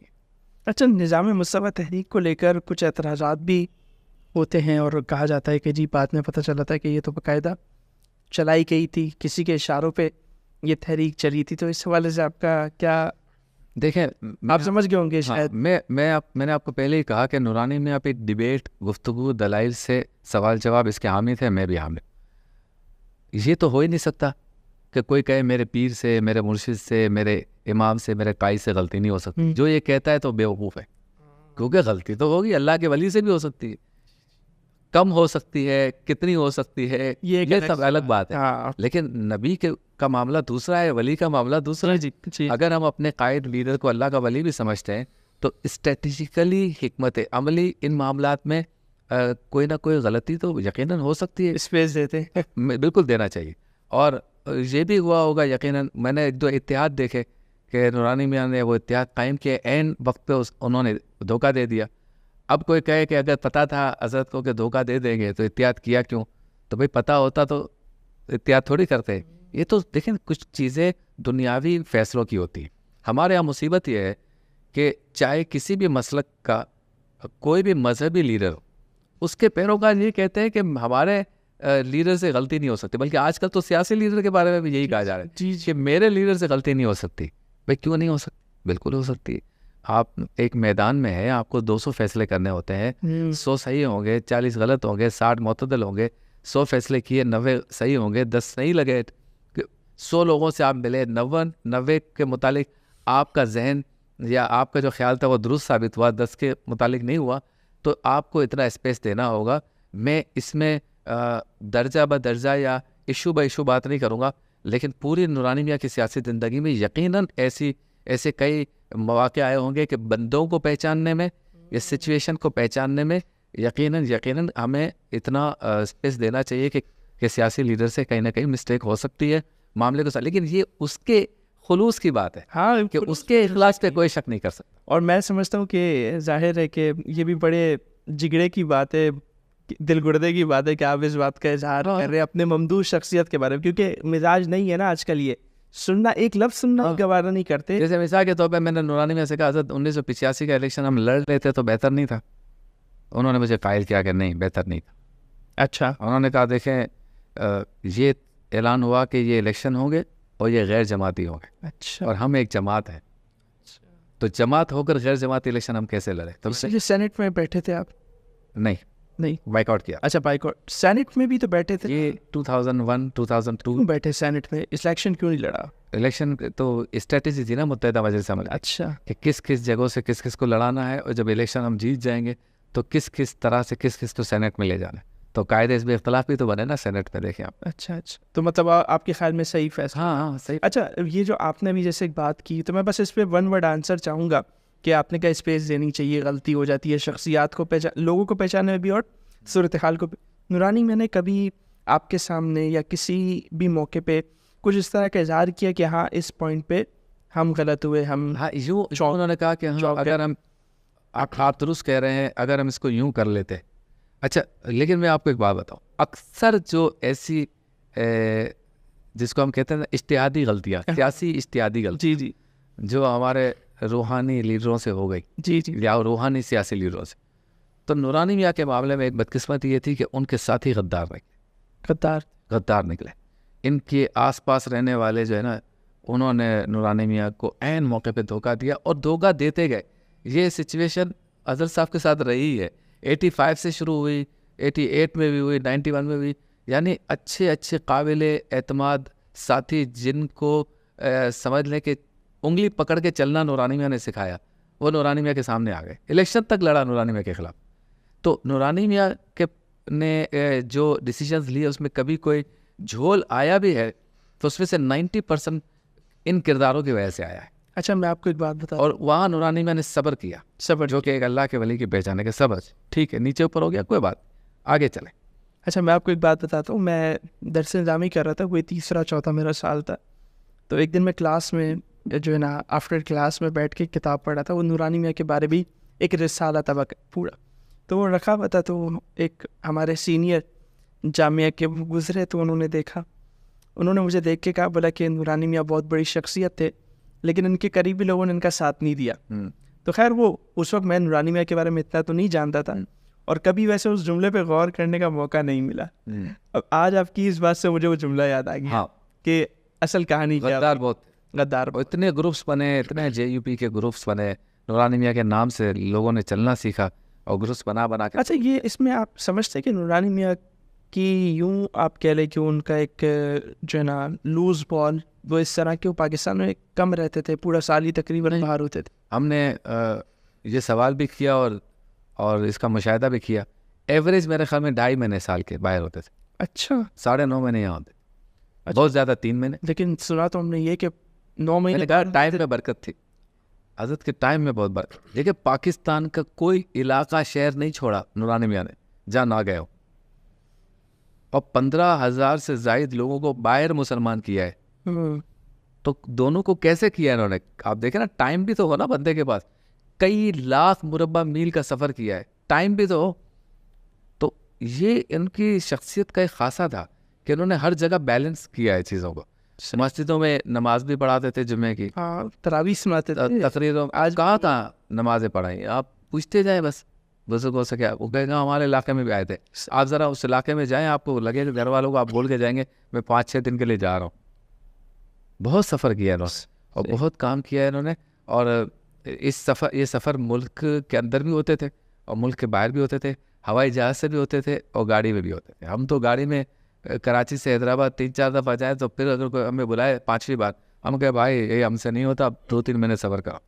لیکن نورانی میاں کہتے دین کا کام ہے چلو, ملک کا کام ہے چلو, فریکوینٹ ٹریولر تھے, نظام مصطفیٰ کام ہے ماشاء اللہ. اچھا, میں آپ سے کہا تھا نا میں ایک سوال پوچھوں گا آپ سے, اب اس کی باری آ گئی ہے جی. وہ یہ کہ آپ باہر تھے, UK میں تھے, اور ظاہر ہے کہ اب تو خیر حالات بہت ڈفرینٹ ہے, ہر کوئی باہر جانا چاہ رہا ہے. اس وقت تو ایسے حالات نہیں تھے, اور باہر بہت زیادہ ضرورت تھی کام کی, اور نورانی میاں کا کام انٹرنیشنل لیول پہ تھا. انہوں نے آپ کو اس حوالے سے نہیں کہا کہ آپ UK میں ہیں یا یورپ میں ہیں تو وہیں دین کا کام شروع کر دیں, یہاں نہ آئے؟ ہاں, یہ نا مجھے ایسا لگا کہ جب انہوں نے مجھے UK کے لیے اوکے کیا نا کہ آپ جائیں, تو مجھے ایسا لگا کہ میں یہاں 2-4 سال جب رہوں گا تو اس کے بعد کوئی نہ کوئی ڈیوٹی وہ دیں گے. اور میں نے 2-4 دفعہ ذکر بھی کیا, کیسے یہاں پہ میں نے ایک مسجد کا دورہ کیا ہے, ایک اسلامک سینٹر کا کیا ہے, یہاں اس کی ضرورت ہے. تو نورانی میں نے کہا کہ ہم نہ آ رہا, لیسٹر میں کام ہے, مانچسٹر میں ہے, لندن میں فلاں جگہ بتاتے رہتے. لیکن کبھی انہوں نے کہا نہیں, کیونکہ ان کے ذہن میں شاید یہ تھا کہ اس کو ہم نے واپس ہی بلانا, اچھا, اور یہی کام لینا ہے. اور جب میں نے ان سے پوچھا کہ حضرت اب الیکشن ہو گیا, سب کچھ ہو گیا, میں واپس جاؤں, کہا میں دیکھ کے بس میں رکا رہا پاکستان. اور اس سے ایک مرتبہ ایسا ہوا کہ گھر پہ میں بیٹھا ہوا تھا, مغرب کی اذان کا وقت ہوا, حضرت نے فرمایا صفحے درست کر لیجئے اور نماز ہوگی. اور نماز کے لیے جب کھڑے ہو رہے تھے تو میرا ہاتھ پکڑ کے کہا کہ آپ پوچھ رہے تھے مجھ سے کہ میں واپس UK جاؤں یا نہ جاؤں, تو آپ کو اجازت نہیں ہے, آپ وہاں سے بوریا بستر لے کر واپس پاکستان آ جائیں. تو اس لیے وہ آپ والی جو بات ہے نا, وہ میرے ذہن میں بھی تھی لیکن ان کے ذہن میں نہیں, ان کو لگتا تھا کہ وہ یہاں پہ. اچھا, یہ بات میرے خیال سے بہت کم لوگ جانتے ہوں گے کہ عامر لیاقت بہت بڑا نام پاکستان کا, اور جس حلقے سے وہ لڑے, مطلب اس ٹائم پہ تو ان کا اورا کریٹ ہو رہا تھا نا, ان کے مقابلے میں آپ تھے. ہاں, وہ اصل میں قومی اسمبلی پہ تھے, ان کے سامنے ہمارے عبد المجید بھائی تھے قومی میں, اور نیچے صوبائی میں عام تھے. لیکن چونکہ وہ خطابت, تقریر, معلومات, گفتگو, اس پہ مقابلہ تھا, تو وہ ہمارا اور ان کا ہی رہتا تھا. گو کہ ان سے تعلقات, بات چیت اور مطلب میری بہت اچھی تھی ڈاکٹر عامر لیاقت سے. اور کچھ بیچ میں تھوڑا سا اختلاف بھی ہوا, اور اختلاف بھی اسی وجہ سے کہ آپ یہ باتیں کیوں کرتے ہیں, یہ حرکتیں کیوں کرتے ہیں. پھر وہ کہتا اچھا یار نہیں کرے گا بس چلو. یہ کس اختلاف, مطلب اس ٹائم پہ یا بعد میں؟ بعد میں ایک تو MKF کی ویسے تو تھا ہی, لیکن ویسے بھی کچھ آپ کو پتہ ہے حرکات و سکنات ان کی بہت ہی لچھے دار تھیں. تو وہ میں کہتا تھا کہ یہ کیا بات ہے, اور کچھ اور فیصلے وہ کر جاتے تھے 1-2, پھر وہ کہتا اچھا چلو ٹھیک ہے اب نہیں ہوگا, بیٹھو یار, تم نورانی میاں کے آدمی ہمارے دل جگر جانو, بولنے میں تو ماسٹر تھے. تو خیر کوئی اتنا بڑا کوئی لڑائی والا معاملہ نہیں تھا, لیکن پیار میں نہیں لڑائی کی تو میں بات نہیں کر رہا تھا, لیکن ویسے ہی کہہ رہا تھا کہ مطلب ایک وہ مطلب دو آپ آمنے سامنے تھے تو اس کا کیا ماحول تھا, الیکشن کا کیا سیاست ہو رہی تھی؟ سیاست ہے کہ وہ تقریر کرتے تھے, مجھے پرچی آتی تھی کہ وہاں یہ تقریر کی گئی, پھر میں اس کا جواب دیتا تھا. اچھا, پھر میں دیتا تھا, ادھر پرچی جاتی تھی تو وہ جواب دیتے تھے. اس طرح کی نوک جھونک تھی. لیکن آپ یہ دیکھیں کہ اپنی زندگی کے آخری ایام تک ڈاکٹر عامر لیاقت یہ بات تسلیم کرتے تھے اور مجھے کہتے تھے, اور ان کے علاوہ ان کی جماعت کے باقی لیڈرز بھی آج بھی یہ بات تسلیم کرتے ہیں کہ تم حق پر تھے اور حق والے بندے کے ساتھ تھے. نظریہ بھی تمہارا سچا تھا, ہم بھول کر گئے, ہم غلطی کر گئے, ہم سمجھ نہیں سکے. ہم شہرت اور طاقت جو کراچی میں تھی ایک بندے کی جو باہر سے بیٹھ کے چلا رہا تھا, ہم سمجھے وہی سب کچھ ہے.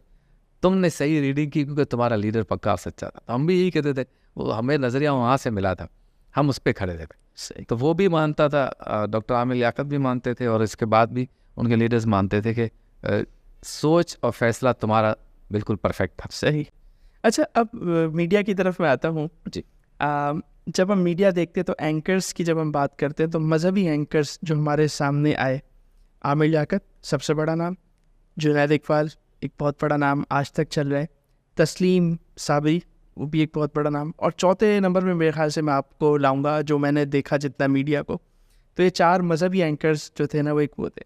اچھا, جہاں تک تعلق ہے ڈاکٹر عامر لیاقت کا یا جنید اقبال کا, تو ان کا ایک بیک گراؤنڈ تھا ڈبیٹنگ کا, اور وہاں سے یہی تھا کہ ڈبیٹرز جو ہے وہ اکثر میڈیا انڈسٹری میں جایا کرتے تھے. آپ کا کیا سلسلہ بنا, آپ کیسے میڈیا میں ان ہوئے, کب ہوئے, اور مطلب آپ ماشاءاللہ بڑے شوز آپ کیا اور اب بھی کر رہے ہیں, تو یہ سلسلہ کیسے بنا؟ اصل میں مجھے ایسا لگتا ہے کہ میں چونکہ تقریر بہت اچھی کر لیتا تھا, پرجوش, انقلابی اور سیاسی اور کچھ مذہبی. کہاں سے ہوئی تھی؟ وہی اسپیکر فورم سے, ATA کے اسپیکر فورم سے؟ اس کا اتنا تعلق نہیں تھا. مجھے لگتا ہے کہ جو میں فیلڈ میں آیا نا پریکٹیکلی, اچھا اس نے مجھے سکھا دیا. اوکے, اجتماعات قائل کرنا لوگوں کو, یہ تھوڑا سا فن تھا. جی صحیح. پھر نعت پڑھنے کی وجہ سے اور باقی چیزوں کی وجہ سے کانفیڈنس تھا. کافی انعامات بھی لیے ہوئے تھے کراچی لیول کے اسکولس میں. بس تو یہ چیزیں تو گھبراہٹ والی چیزیں ختم ہو گئی تھی. بولنے کا فن تھا. اس میں ٹی وی کا جب معاملہ آیا تو جو آپ نے 3 4 5 نام لیے نا, ان کا معاملہ چل رہا ہوتا ہے تو یقیناً کسی اور کوئی اور تلاش کرتا ہے کہ کوئی 6واں 5واں بھی ہے. کیونکہ نئے چینلز آ رہے تھے. ایگزیکٹلی. تو اس میں مجھے جیسے راستہ ملا. پھر ہمارا اپنا فیملی کا حق ٹی وی تھا, صدیق اسماعیل صاحب نے بہت محبت فرمائی. حق چینل وہ جو انہوں نے لبیک ٹی وی اسٹارٹ کیا. ان سب میں ان رہا شروع سے, اور یہ وہ چینل تھے جو اسٹارٹ سے میں ان کے ساتھ تھا. تو مشکلات کو سہا ہے, جھیلا ہے, سچویشنز کو ہینڈل کرنا سیکھا وہاں سے. اس کے بعد جب اچھے چینلوں پہ گئے تو وہاں چیزیں ریڈی مل رہی تھیں. تو حق ٹی وی تو کافی کام کیا, مطلب کافی محنت ان لوگوں. آپ دوسرا معاملہ جو آپ پوچھتے نا, میرا اپنا خیال یہ ہے کہ پریزنٹر ہونا, اچھا پریزنٹر ہونا وہ ایک الگ چیز ہے, اور آپ کا تعارف مذہب بن جائے وہ ایک الگ چیز ہے. وجہ یہ کہ جو پریزنٹر ہوگا نا, وہ آپ کا کوئی میوزیکل شو ہوگا نا, اس میں بھی اچھی پریزنٹیشن دے دے گا. وہ مذہبی پروگرام میں بھی اچھی پریزنٹیشن دے دے گا. وہ سماجی کوئی بچے, غریب بچوں کا کوئی پروگرام ہوگا اور رونا رلانا ہوگا, وہاں پہ بھی وہ پریزنٹیشن کر دے گا. جو مذہب ہے نا, اس میں ڈرامہ نہیں چلتا. صحیح بات ہے. ایک تو مذہب میں ڈرامہ نہیں چلتا کہ آپ جو کچھ بول رہے ہیں وہ دل سے اور دماغ سے بول رہے ہیں تو ٹھیک ہے. آپ نے کوئی اس میں ڈرامہ کریٹ کیا تو تھوڑے دن تو اچھا لگے گا, بعد میں آپ ایکسپوز ہو جائے گے. مذہب میں دوسرا معاملہ یہ کہ جو کچھ آپ اس سیٹ پر بیٹھ کے کہنا چاہتے ہیں اس کا تقاضا یہ ہے کہ آپ کو اس کا علم ہو. لکھی ہوئی چیز آپ کب تک چلائیں گے؟ تو یہ مذہب میں نہیں چلتا, باقی چیزوں میں چل جائے گا. مثال کے طور پر مجھے کوئی کہے کہ بھائی تجھے کرکٹ کومنٹری کرنی ہے, اگر مجھے کرکٹ کی معلومات ہے مجھے ویسے بہت ہے, میں بتا میں کرکٹ کومنٹری بھی کر سکتا ہوں, تجزیہ نگاری بھی کر سکتا ہوں. مثال دے رہا ہوں, کوئی پروگرام ہے جو دل کے امراض کے بارے میں, تو میں ڈاکٹر تو نہیں ہوں, لیکن اگر کوئی مجھے لکھ کر دے دے کہ دن میں جو ہے اتنی مرتبہ دل دھڑکتا ہے, بچوں کے دل کے یہ معاملات ہوتے ہیں, بڑوں کے یہ ہوتے ہیں, جب انسان 70 سال کا ہو جاتا ہے تو اس کے دل میں یہ بیماریاں ہو سکتی ہے, کھانے پینے میں یہ احتیاط, یہ سارا کچھ مجھے لکھ کر دے دے کوئی, تو میں بول لوں گا. اور پریزنٹر اچھا ہوگا تو اداکاری بھی کر لوں گا. آپ کو پتہ ہے یہ دل کیا ہوتا, اب لکھا ہوا سیدھی لائن ہے, لکھی ہوئی سیدھی لائن ہے, لکھا ہوا سیدھا کانٹینٹ ہے, لیکن میں اچھا پریزنٹر ہوں تو بولوں گا مذہب میں یہ زیادہ نہیں چلتا. مذہبی پروگرام آپ کر رہے ہیں تو ٹھیک ہے, آپ کانٹینٹ لکھوا لیں, یہ بھی ٹھیک ہے, لیکن آپ کو اس کے اندر انوالو ہونا پڑے گا. آپ کو اس سے متعلق معلومات اختیار کرنی ہے, معلومات رکھنی ہے, علم حاصل کرنا ہے, ورنہ کوئی قرآن آیات, کوئی فضیلت, کوئی احادیث کا معاملہ, کوئی نام کہیں نہ کہیں آپ مسٹیک کر جائیں گے. اور پھر وہ مسٹیک اگر ایسی ہو گئی جو آپ کو کفر تک لے جائے تو آلموسٹ پرابلمس کریٹ ہو جائیں گے. جو لوگ ہمارے یہاں ٹیلی ویژن کے ذریعے, ایون سوشل میڈیا کے ذریعے آج بھی مذہبی پروگراموں کے ہوسٹ بننا چاہتے ہیں یا بنے, ان میں سے اکثر ایسے جنہوں نے علم دین نہیں پڑھا, بلکہ شاید کسی نے بھی نہیں. صحیح بات ہے. تو اللہ کا یہ فضل تھا, ایک تو میری فیلڈ مذہبی, دوسرا میں دین, مذہب, روحانیت, یہ میرے سبجیکٹ رہے, اور پھر یہ کہ باقاعدہ پھر درس نظامی بھی کر لیا. شادی کے بعد کیا, بہت مشکل تھی, شیطان بار بار کہتا تھا کام تو چل رہا ہے, چھوڑ دے اس کو, لیکن چونکہ بزرگوں کا سایہ بھی تھا. اور کس ایئر میں تکمیل ہوئی تھی؟ 2007-8 کی بات ہے شاید, تکمیل ہو گئی تھی. 2007-8 میں شاید اسٹارٹ شروع کیا, 12 میں 13. اب یہ کہ آپ کے یہ چیزیں بھی اس لیے ہو گئیں کہ بزرگوں نے کہا تھا کہ بھائی عالم دین کی بڑی فضیلت. حالانکہ میرے خیال میں علم دین یا درس نظامی کرنے کے بعد ہر عالم کو چاہیے کہ وہ اس فیلڈ کو اختیار رکھے یا برقرار رکھے پڑھنے پڑھانے کا, ورنہ بھول جائیں گے. ایسے ہی ہے, اصل چیز اصول بھول جائیں گے, جیسے ہمارے ساتھ یہ ہوتا ہے. ہم چونکہ استاد نہیں ہیں, پڑھاتے نہیں ہیں, تو یہ تھوڑی سی بھول بھلائیاں والا معاملہ ہے. لیکن آپ نے درس نظامی کر لیا, اب آپ سے کم یہ بڑی غلطیاں نہیں ہوں گی. دوسرا, کتاب سے مسائل نکالنے آ گئے, کچھ تھوڑی بہت عربی کی پہچان نہیں, تو آپ استادوں سے بھی پوچھ کے فون وغیرہ پہ کام چل جائے گا آپ کا. آپ اب ایک دائرے کے اندر آ گئے. ہمارے ہاں لوگ مذہبی ہوسٹ نہیں بنتے, نہیں پریزنٹر بنتے, اچھے پریزنٹر. اور آپ دیکھیں مذہبی پروگرام وہ خواتین کر رہی ہوتی ہے جو سال میں 4 فلمیں کر رہی ہیں.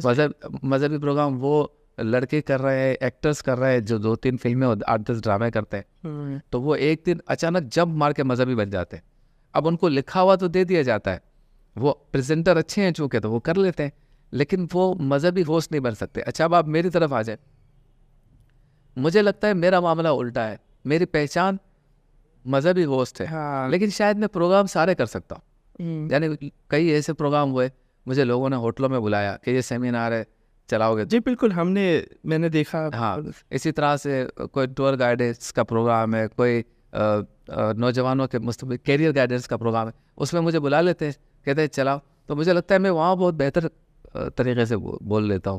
شاید تو ریلی چلا لیتے ہیں پوری. ہاں, شاید اس وجہ سے کہ مذہبی کانٹینٹ جو ہے نا وہ بہت دھیان, توجہ اور نپاتلاپن, معلومات, بہت مشکل کام ہے. لیکن جب ہمارے جیسے کو جو یہ مشکل کام کر کے باہر نکل آئے تو وہ فری اسٹائل ہو جاتا ہے. فری اسٹائل ہو جاتا ہے تو اس سے آسان لگتا ہے. پریزنٹر کے لیے ساری ایک جیسی ہیں چیزیں. ہم چونکہ صرف پریزنٹر نہیں ہیں, مذہبی پریزنٹر ہیں, تو پھر ہمیں دوسرے کام بھی دیے جاتے ہیں نا, تو ہم تھوڑی دیر میں سیٹ ہو جاتے ہیں. اور پھر جیسے آپ نے کہا نا کہ میرا تعلق دنیا سے بھی بڑا گہرا رہا, بالکل, تو اس لیے پرابلم نہیں ہوتی وہاں پہ, کیونکہ سب چیزیں پتہ ہی ہیں. مشاہدہ دیکھیں, اگر ہوسٹ کے پاس رٹا رٹایا معاملہ ہے, اپنا کوئی مشاہدہ نہیں ہوگا, کچھ نہیں. آپ نے اگر دین پڑھا ہے, مذہب پڑھا ہے, تو مذہبی تعلیم میں یہ خصوصیت ہے, حافظ صاحب آپ نے بھی دیکھا ہے, کہ وہ ہمیں زندگی کے بہت قریب کر دیتا ہے, معاشرے کے بہت قریب کر دیتا ہے. ہم چیزوں کو زمین سے اکھاڑ لیتے ہیں, جڑ سے نکال لیتے ہیں اور سامنے پیش کر سکتے ہیں. تو یہ اسی وجہ سے ہوا ہے کہ ہم نے بیسک جو چیزیں ہیں نا, یعنی تربیت, فزیکل کام, پریکٹیکل کام, پھر درس نظامی, پھر ماحول, یہ اتنی چیزیں مل گئیں کہ یہ چیزیں اب آسان ہوتی رہی ہیں میرے لیے کافی حد تک, الحمدللہ. ماشاء اللہ. اچھا, میڈیا کی بات چل رہی ہے تو میں رمضان ٹرانسمیشن کو اسپیشلی ڈسکس کرنا چاہوں گا. آپ ایک عرصے سے کر رہے ہیں رمضان ٹرانسمیشن, تو کیسے دیکھتے ہیں رمضان ٹرانسمیشن کو, کیا سمجھتے ہیں؟ کیونکہ بڑی اس پہ ڈیبیٹ ہوتی ہے نا, ہونی چاہیے, نہیں ہونی چاہیے, اور جو دیگر معاملات ہوتے ہیں, تو اس کے بارے میں آپ کی کیا رائے ہے, کیا خیالات؟ نہیں, کیوں نہیں ہونی چاہیے, رمضان ٹرانسمیشن ہونی چاہیے. یہ تو ایسا ہی ہے کہ اگر مطلب آپ نے رمضان کو فیسٹیول بنا دیا نا, لوگ مسجد سے تو بنایا نا. دیکھیں, میں آج آپ کے پروگرام کے ذریعے بھی بتا رہا ہوں, اور اپنے رمضان ٹرانسمیشن میں بھی بتاتا رہا ہوں, اور رمضان سے پہلے جن محافل میں جاتا ہوں وہاں پہ بھی بتاتا رہا ہوں کہ عذرائے کرم, رمضان کا چاند نظر آ جائے تو آپ ٹی وی کو بند کر دیں. مرد زیادہ وقت مسجدوں میں گزاریں اور خواتین زیادہ وقت گھر میں جانماز پہ گزاریں. یہ ہو گئی ایک اصولی بات, ٹھیک ہے. یہ میں بربلا کہتا ہوں, ہمیں بھی نہ دیکھو, بھلے ہم ٹی وی پہ نظر آتے ہیں نا, آپ بند کر دو ٹی وی, لیکن جب ٹی وی کھولو, اگر کھولو تو پھر رمضان ٹرانسمیشن میں وہ رمضان ٹرانسمیشن دیکھیں جو فیسٹیول سے زیادہ آپ کے اعتقاد, آپ کے نظریے, آپ کی فکر, عبادت کا ذوق بڑھائے, آپ کے علم میں اضافہ کرے. اب آپ آ جائیں, ہو کیا رہا ہے, آدھے سے زیادہ چینلز اس طرح سے رمضان ٹرانسمیشن کر رہے ہیں کہ جس میں خاتون ہوسٹ ہوتی ہے. جی جی. باقی جو بچ جاتے ہیں وہ ایسی رمضان ٹرانسمیشن کرتے ہیں کہ اگر خاتون ہوسٹ نہیں بھی ہے, مرد ہوسٹ ہے, تو مہمان خواتین ہیں, نوجوان بچیاں ناطق. اور جہاں مہمان خواتین نہیں ہوتی تو اب وہاں پہ تماشا ہوتا ہے. اب آپ آ جائیں تماشے کی طرف, یعنی یہ دو چیزیں کور کر بھی لیں تو میوزک کا معاملہ آ جائے گا, وہ کور ہو گیا.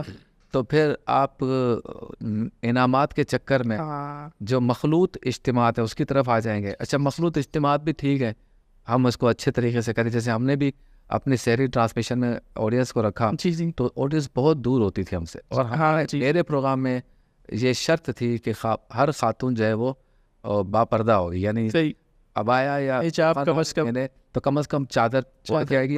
سیٹیاں بجانا جو خواتین مرد بچے کرتے ہیں باقی رمضان ٹرانسمیشن میں انعامات کے نام پہ, وہ میرے ہاں الاؤ نہیں تھی. اس کے علاوہ خواتین نہ میرے ہاں ہوسٹ ہو سکتی ہے, نہ خواتین میرے ہاں مہمان ہو سکتی ہیں, نہ خواتین میرے ہاں نعت خواں ہو سکتی. پھر میں ایسی سحری ٹرانسمیشن, میرے خیال سے کھانا پکانے والے میں سیشن میں میرے میں نہیں. اچھا نہیں, آپ وہ بھی مرد. اچھا, کوئی 2-4 جگہ ایسی ہوئی کہ کوئی ایمرجنسی آ گئی کہ جس میں افطار کا پروگرام کرنے والے نے ایک پروگرام اسکپ کر دیا. اب ارجنٹ میں مجھے بلایا گیا تو اس کا سیٹ اپ تھا, تو میں نے کہا جتنی کم کر سکتے ہو نا خواتین کم کرو, اور فاصلہ وہ برابر میں کھڑے رہنے والا نہیں ہوگا. یعنی جو ہم بہتر راستہ نکال سکتے ہیں آپ لوگ ایجاب کے اندر, حیا کے اندر, ماشاءاللہ. لیکن اوور آل 99.9% یہی اصول ہے جو میں نے آپ کو بیان کیا. اب وہ یہ رہا ہے کہ لوگ یہ کہتے ہیں کہ رمضان ٹرانسمیشن میں جو شبیر کرنا چاہ رہا ہے اس طرح سے تو ریٹنگ نہیں آئے گی. صحیح بات. یہ 2000 تقریباً 5-6-7 سے کہانی چل رہی ہے کہ نہیں آئے گی ریٹنگ. میں نے بھی صبر کیا اور اللہ پہ بھروسہ کیا کہ نہیں, ہم کریں گے تو ان شرائط پہ کریں گے. اللہ کا یہ فضل ہے کہ پچھلے 7-8 سالوں میں کم از کم ہماری سحری کی ٹرانسمیشن نمبر 1 نہیں تو نمبر 2 یا نمبر 3 پہ, یعنی ٹاپ 3 میں ہماری سحری ٹرانسمیشن آتی ہے, اور یہ انہی اصولوں پہ آتی ہے. اب ہمارے یہاں اگر آپ موٹر سائیکل پر کسی خاتون کو بٹھائیں گے اور اس کا شوہر تماشا دیکھ رہا ہوگا, تو یہ تو رمضان کا تقدس ختم ہو گیا. آپ گانے چل رہے ہیں. آپ خاتون سے کہیں گے کہ تمہیں اگر موٹر سائیکل چاہیے یا گاڑی چاہیے تو یہ لو میک اپ کا سامان, اور اپنے ہسبینڈ کو یا اپنے بھائی کو تم لڑکی بناؤ لائف, تو وہ گاڑی کے لیے بنا رہے ہیں یا ریفریجریٹر کے لیے بنا رہے ہیں. تو میری ٹرانسمیشن کا تو اس سے دور دور تک کوئی واسطہ ہی نہیں. میں نے تو وہ اصول بتائے کہ اس کو تو پہلے تو آپ اس کو کراس کرو گے جو اصول میں نے بتایا تھا. ہمارے ہاں تو یہ چیز ہے ہی نہیں. حالانکہ میں جس ٹیلی ویژن چینل پر 10-11 سال سے ٹرانسمیشن کر رہا ہوں, حافظ صاحب وہ انٹرٹینمنٹ چینل ہے, جی, وہ ڈراموں کا چینل ہے, لیکن انہوں نے بھی میری اس بات کو سمجھا. جب میں ان کو کنوینس کرنے میں کامیاب ہوا, یا انہوں نے میرے ساتھ تعاون کیا, یا انہوں نے اللہ کو راضی کیا, یا یہ رب تعالیٰ کا کرم تھا کہ وہ اسی طرح کی ٹرانسمیشن میرے لیے رکھتے ہیں جس میں ساری مرضی کانٹینٹ سے لے کر ماحول تک سب میرے ہاتھ میں ہوتا ہے. تو رمضان کو جو فیسٹیول بناتے ہیں, اس فیسٹیول کو اگر روحانی فیسٹیول کہتے ہیں, آپ بنائیں نا روحانی فیسٹیول. آپ کسی کو نیک اعمال کرنے والے کو اجر و ثواب کی خوشخبری دے کر مسکرانے پہ بھی مجبور کریں, اور کچھ دیر کے بعد مدینے کی یاد میں تڑپا دینے والا کو ایسا کانٹینٹ لائیں کہ اس کی آنکھوں سے آنسو جاری ہو جائے. تو ہمارا ایسا مکس کانٹینٹ ہوتا ہے. اس کے بیچ میں پھر ہم دنیا کی کون سی چیز لاتے ہیں. مثال کے طور پر کھانے پکانے کا کوک ہمارے ساتھ ہوتا ہے, تو کوک کے ساتھ بھی کھڑے ہو کر ہم یہی باتیں کر رہے ہوتے ہیں. یعنی ایک سال تو ایسا تھا کہ میں نے پیاز, آلو, بھنڈی, سبزی, جو بھی تیل, گھی, ان سب کے فائدے نقصانات بھی میں ساتھ ساتھ بتاتا تھا. تو لوگوں نے کہا کہ بھائی ادھر تو کچھ ہلکا پھلکا کر دو ہر جگہ پہ. تو پھر وہاں پہ اپنے ہلکی پھلکی جو ہماری معاشرے سے متعلق جو خوبیاں, خامیاں, اچھی بری باتیں, اب ہم اس کو ڈسکس کرتے ہیں اور کوشش کرتے ہیں کہ مذہب کو اس سے ریلیٹ کر کے ہم کوئی نہ کوئی اصلاحی پیغام دیں. صحیح. ایک بہترین ٹائم ہے رمضان, اور اگر کوئی دین کی خدمت کرنا چاہتا ہے میڈیا کے ذریعے تو وہ رمضان کی ٹرانسمیشن کو استعمال کر سکتا ہے. صحیح. بہت خوبصورت بات. ایک بات پوچھ لوں اگر پرانا والے, جی چارج کرتے ہیں رمضان ٹرانسمیشن کا؟ رمضان میں ویسے سوال ہوتا ہے نا, تو ویسے ہی میں بتا دوں کہ بیسیکلی میں اپنی کسی دینی خدمت کا کوئی بھی چارج نہیں کرتا, محفلوں سے جاتا ہے. زبردست. اچھا, اب ٹیلی ویژن کا معاملہ کیا ہے؟ ٹیلی ویژن پہ آپ کا پروگرام بکتا ہے, بیچتا کون ہے؟ ٹی وی کا جو مالک ہے, اونر ہے. اب اگر آپ کا پروگرام 5 کروڑ میں بک رہا ہے اور آپ کہے بھائی میں بھی نہیں لوں گا کچھ, میرے علماء بھی نہیں لیں گے, نعت خواہ بھی نہیں لیں گے, ساتھ کے ساتھی بھی نہیں لیں گے, تو ٹھیک ہے نہ لیں, لیکن یہ پیسہ پھر ناچ گانے میں جائے گا. یہ کیونکہ چینل تو انٹرٹینمنٹ ہے, اس نے پھر اپنے کام میں سے. اچھا, اب آپ آ جائیں چارج کرتے ہیں, آپ سنیں گے نا کتنا چارج کرتے ہیں, تو آپ کو لگے گا کہ یہ تو آپ کا ہفتے کا بھی کام, مطلب کہ 2-4-5 دن کی بھی محنت کا یہ بدل نہیں ہے. اچھا, ہم یہ کام کرتے ہی مشن کے لیے ہیں. ہم کہتے ہیں جو ملے نہ ملے, اور جو ملتا ہے وہ بھی بانٹ دیتے ہیں کہ یہ کسی کی عیدیں صحیح ہو جائیں گی. اس کا کوئی ڈیپینڈ نہیں ہے الحمدللہ. اور مطلب آپ میری پوری نظریاتی مذہبی زندگی دیکھیں گے تو اصول وہی نورانی میاں والا ہی ہے کہ مذہب کی خدمت کرنی ہے تو اس کا چارج نہیں کرنا. صحیح. ہاں, باقی ہمارے ہاں اس پر گفتگو ہوتی ہے کہ اگر کوئی دے دے تو بھائی اگر فرض کرے کہ کوئی نعت خواں ہے, عالم دین ہے, حافظ قرآن ہے, ہوسٹ ہے, کمپیئر ہے, مقرر ہے, خطیب ہے, وہ کہتا ہے کہ میں آؤں گا, اپنے پیٹرول اپنی گاڑی پہ آؤں گا, آپ کو جو اچھا لگے دیجیے گا, ورنہ کوئی جبر نہیں ہے. میں سمجھتا ہوں یہ کہنے والا بھی اس دور کا ولی ہے, ورنہ آج کل مادہ پرست ولی, میں نے لفظ شرعن استعمال نہیں کیا, میں سمجھ گیا وہی. مطلب اس دور میں کوئی چھوڑتا ہے 10 روپے بھی؟ ایسے ہی ہے. آپ مجھے کہہ دیں کہ آپ ہمارے پروگرام میں آئیں گے, میں کہا آ جاؤں گا, آپ کہیں گے کتنا چارج کریں گے, اور میں کہتا ہوں کہ سر آپ کو جو اچھا لگے, آپ بتائیں دین کا کام کیا ہے, یہ کہہ دینا کافی ہے. اب میں جب جا رہا تھا آپ نے مجھے ایک لفافہ پکڑا دیا, میں نے دیکھا بھی نہیں, گھر جا کے دیکھا, اور اس میں بھی ڈرائیور کو دے دیا, ماسی کو دے دیا, بیگم سے کہا بچوں کو کھلا دینا, ڈیپینڈ نہیں ہے نا اس پر. تو مجھے بتائیں اس دور میں یہ بھی فون کرتا ہے؟ صحیح. یا تو پہلے آپ مجھے فون ہی نہیں کر سکتے, پہلے میرے پی اے سے بات. ہاں, میرا پی اے آپ کو بتائے گا کہ صاحب آپ سے کب بات کر سکتے, جی جی جی, کتنے میں بات ہوگی, اور کیا لوازمات ہے, ہوٹل کون سی ہوگی, گاڑی کون سی ہوگی, کتنے بجے سے کتنے بجے تک آئیں گے, اگلا پروگرام یہ ہوگا, اے سی ہوگا کہ نہیں ہوگا. ہم نے 3 لوگوں کے بھی جلسے, میں ایسے جلسوں میں گیا ہوں جہاں 3-4 لوگ بیٹھے ہوتے, اور ایسے جلسوں میں بھی گیا ہوں جہاں ملین لوگ تھے. مقصد تو دین کا کام. یقین. اگر آپ نے نخرے کرنے ہیں تو پھر اس کا جواب, اس کا بدل آپ دنیا میں لے لیں گے, اس کا جواب پھر آخرت میں دینا ہوگا. اللہ. اور یہ بات تو حافظ صاحب کسی کو نہیں پتا کہ سرکار دو عالم صلی اللہ علیہ وسلم کے حضور جب ہم پیش ہوں گے تو جو ہم دنیا میں ان کے گیت گاتے ہیں اور دعویٰ کرتے ہیں کہ ہماری جھولی میں اور کچھ نہیں ہے, ہم ان کا ذکر کر رہے ہیں, یہ تو ادھر پتہ چلے گا کہ ہمارا ذکر اس بارگاہ میں مقبول ہے یا نہیں ہے, یا ہم یہاں لین دین کر رہے ہیں.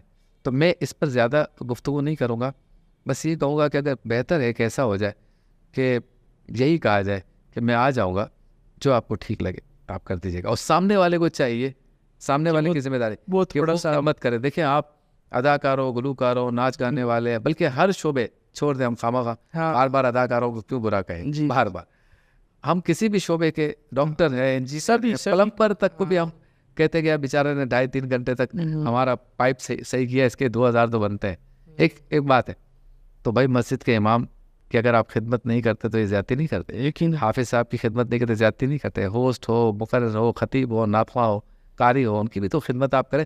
تو سامنے والے کے اوپر پہ ڈیپینڈ کرتا ہے, بول آپ کے کورٹ میں کہ آپ کتنا دیتے ہیں. یقین ادھر والے کو تو چاہیے کہ وہ, میرا خیال ہے کہ ڈھٹائی کے ساتھ سینہ تان کے ڈیمانڈ نہ کرے, لیکن ذمہ داری سامنے والے پر بھی ہے کہ جو حق بنتا ہے وہ دینا چاہیے. اور میں سمجھتا ہوں کہ ایک بنیادی خرابی, اخلاقی خرابی یہاں پر یہ بھی آ چکی ہے کہ ہمارے بہت سارے لوگ جو چارج کرتے ہیں, اور ٹھیک ہے جواز بنتا ہے, وقت آپ دیتے ہیں تو اس کا آپ چارج کرتے ہیں, لیکن پرابلم یہ ہے شبیر بھائی کہ ایک تو چارج کریں گے اور اوپر سے کہیں گے کہ کچھ بھی ہم نہیں لیتے. نہیں, میں نے تو آپ کو ساری نہیں, میں ویسی ایک بات کروں, کرنے والوں کی بات کروں کہ ایک اخلاقی خرابی یہ آ گئی ہے کہ تسلیم بھی نہیں آپ کریں, یعنی آپ اتنی تو ضرورت پیدا کریں نا کہ آپ اس کو مانیں.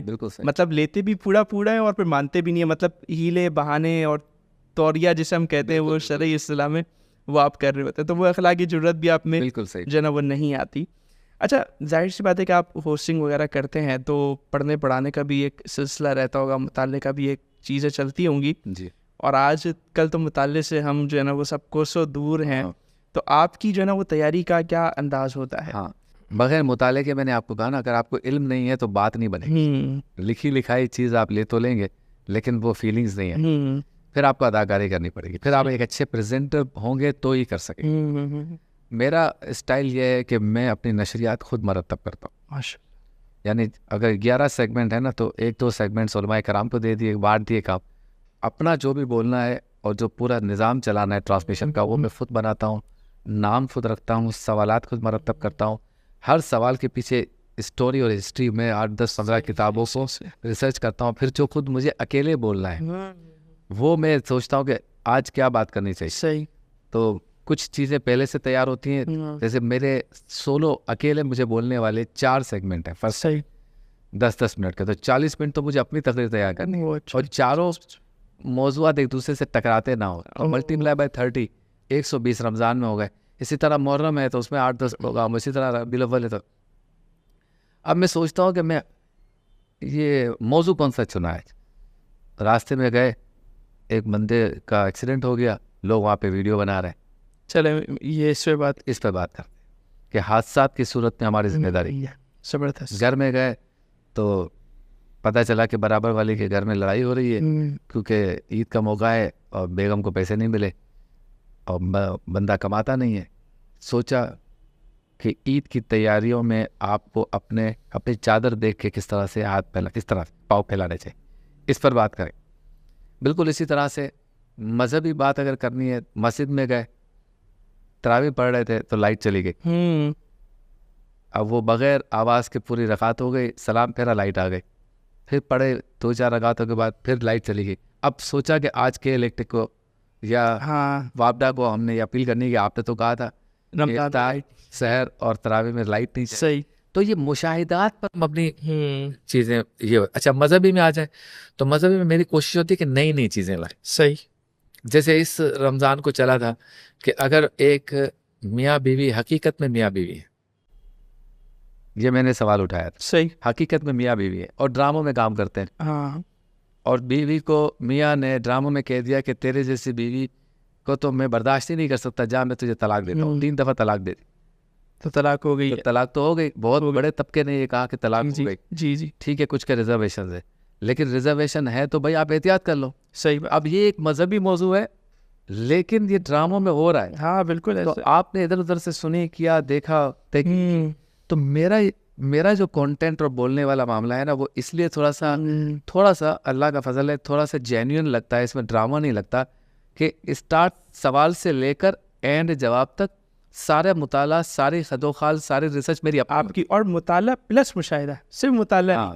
ایسا نہیں بنایا کانٹینٹ مل گیا، پیپر پکڑ کے کر لیا، کارڈز پکڑ لیا. صحیح. تو یہ ساری چیزیں جب مل کے زبان سے نکلتی ہیں تو کوئی کہہ سکتا ہے یار اس سے اچھا تو وہ ہوسٹ پرفارم کرتا ہے، اس سے اچھی اردو تو اس کی ہے، اس سے اچھی انگلش تو اس کی ہے، اس سے اچھے جملے الفاظ تو اس کے ہیں، وہ کہہ سکتا ہے. لیکن ہر دیکھنے والا یہ ضرور کہے گا کہ جینیون جو بات تھی نا، جو نکلی ہے دل سے، جو سمجھ میں آئی، وہ موضوع چھیڑا ہے جو کسی اور نے نہیں چھیڑا، وہ انہوں نے چھیڑا ہے. صحیح.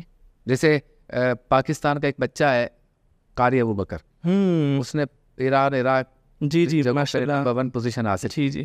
اب وہ پوزیشن حاصل کر کے بیچارہ سوشل میڈیا پہ چلا رہا ہے خود کو، اس کے لوگ چلا رہے ہیں، کتنا اچھا بچہ ہے، کتنا اچھا پڑھا، اس کو کوئی پوچھ ہی نہیں رہا. اب میں نے اس کو کیچ کیا، میں نے رمضان ٹرانسمیشن میں کہہ دیا کہ قرآن پاک کی تلاوت کرنے والا ایک بچہ جس کی عمر 12 سال ہے یا 14 سال ہے، وہ پورے پاکستان کا نام روشن کر رہا ہے باہر عرب ممالک میں جن کی مادری زبان عربی ہے. ایسا ہی ہے، ان کے سامنے ایک اجمی. اگر اس کی جگہ پہ، اس قاری کی جگہ پہ کوئی ناچ گانے والا یا ناچ گانے والی یہ ایوارڈ لاتا یا لاتی تو تمغے، پیسے، نوٹیں، ایئرپورٹ پہ استقبال، زندہ باد، جلوس، ریلی، یہ سب ہو رہی ہوتی. صحیح بات ہے، ہیش ٹیگ ٹرینڈ بن جاتا. لیکن یہ چونکہ قرآن کی تلاوت کی ہے نا بچے نے، تو اس کو تو کوئی نہیں پوچھے گا. میں نے جب یہ بات کہی اور میرا وہ کلپ وائرل ہو گیا، پھر وزیر اعظم نے بھی اس کو بلایا، باقی ٹیلی ویژن چینلز نے بھی اس کو بلایا اور اس کی ستائش کی. مجھے خوشی ہے کہ ہماری بات وہاں تک پہنچی ہے کہ یہ بھی مشاہدے کی وجہ سے ہوتا ہے. بالکل. کہ آپ دیکھتے ہیں کہ اطراف میں کیا ہو رہا ہے. تو اس لیے کن چیزوں کو ڈسکریج کیا جا رہا ہے، کن چیزوں کو ایکنالج نہیں کیا جا رہا. تو یہ جو کانٹینٹ کی آپ نے بات کی نا، اس میں خوبصورتی اور جینوئنٹی تبھی آئے گی جب آپ خود بنائیں گے.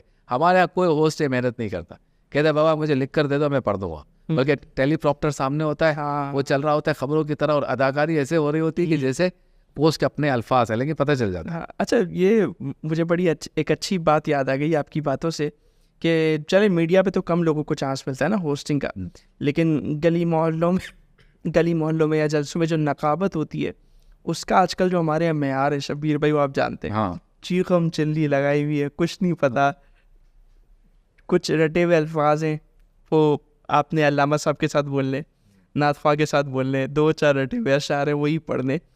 نقابت کی فیلڈ میں جو لوگ آ رہے ہیں ان کو کیا گائیڈ کرنا چاہیں گے؟ یعنی ہم نے تسلیم صابری کو سنا ہے نا تو لگتا تھا کہ کوئی بول رہا ہے, جنید اقبال کو سنا تو لگتا تھا کوئی بول رہا ہے, تو ان لوگوں کا کیا جو ہے نا وہ میرے ذاتی طور پر ہے نا, محفل نعت یا محافل نعت کی جو نقابت ہے نا اس کو مطلب ایڈجسٹ نہیں کر پاتا وہاں میں اپنے آپ کو. اچھا, اب آپ پوچھیں گے یار محفل نعت ہے تو اس کی نقابت میں کیا ایڈجسٹمنٹ کی بات ہے؟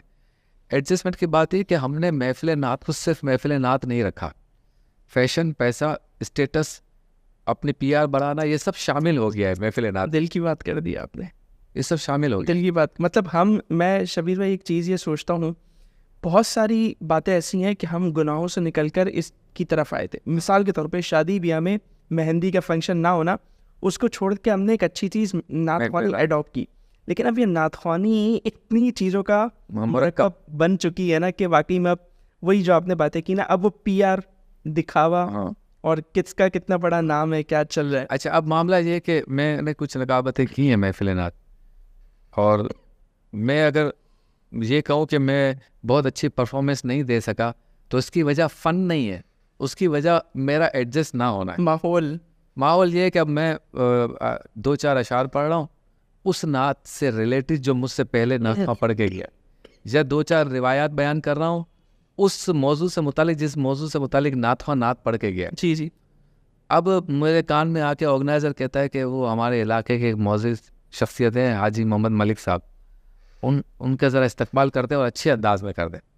اب مجھے وہ پتہ ہی نہیں کہ یہ جو حاجی ملک صاحب ہے یہ ان کا کاروبار کیا ہے, ان کی ریپوٹیشن کیا ہے, لیکن چونکہ مجھے 20,000 روپے نقابت کے یا 50,000 روپے یا 2 لاکھ روپے نقابت کے اسی نے دیے جو آرگنائزر ہے, تو وہ مجھے جو کہے گا مجھے کہنا ہے.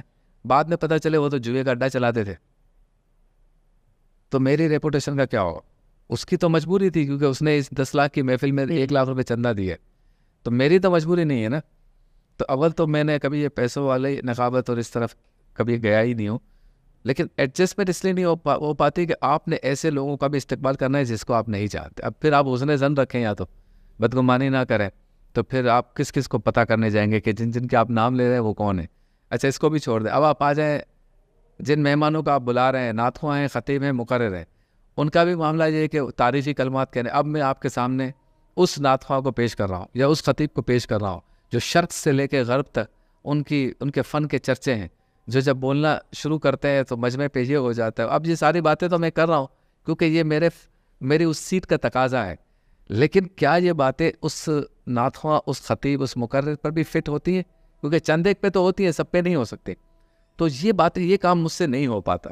مجھے ایسا لگتا ہے کہ میں اس کام کے لیے نہیں بنا. چلے, یہ تو آپ نے ایک اپنا مزاج بیان کیا, لیکن اب آپ آ جائیں نقابت. ہاں, اب محفل نعت میں خود کو ایڈجسٹ نہیں کر پاتا.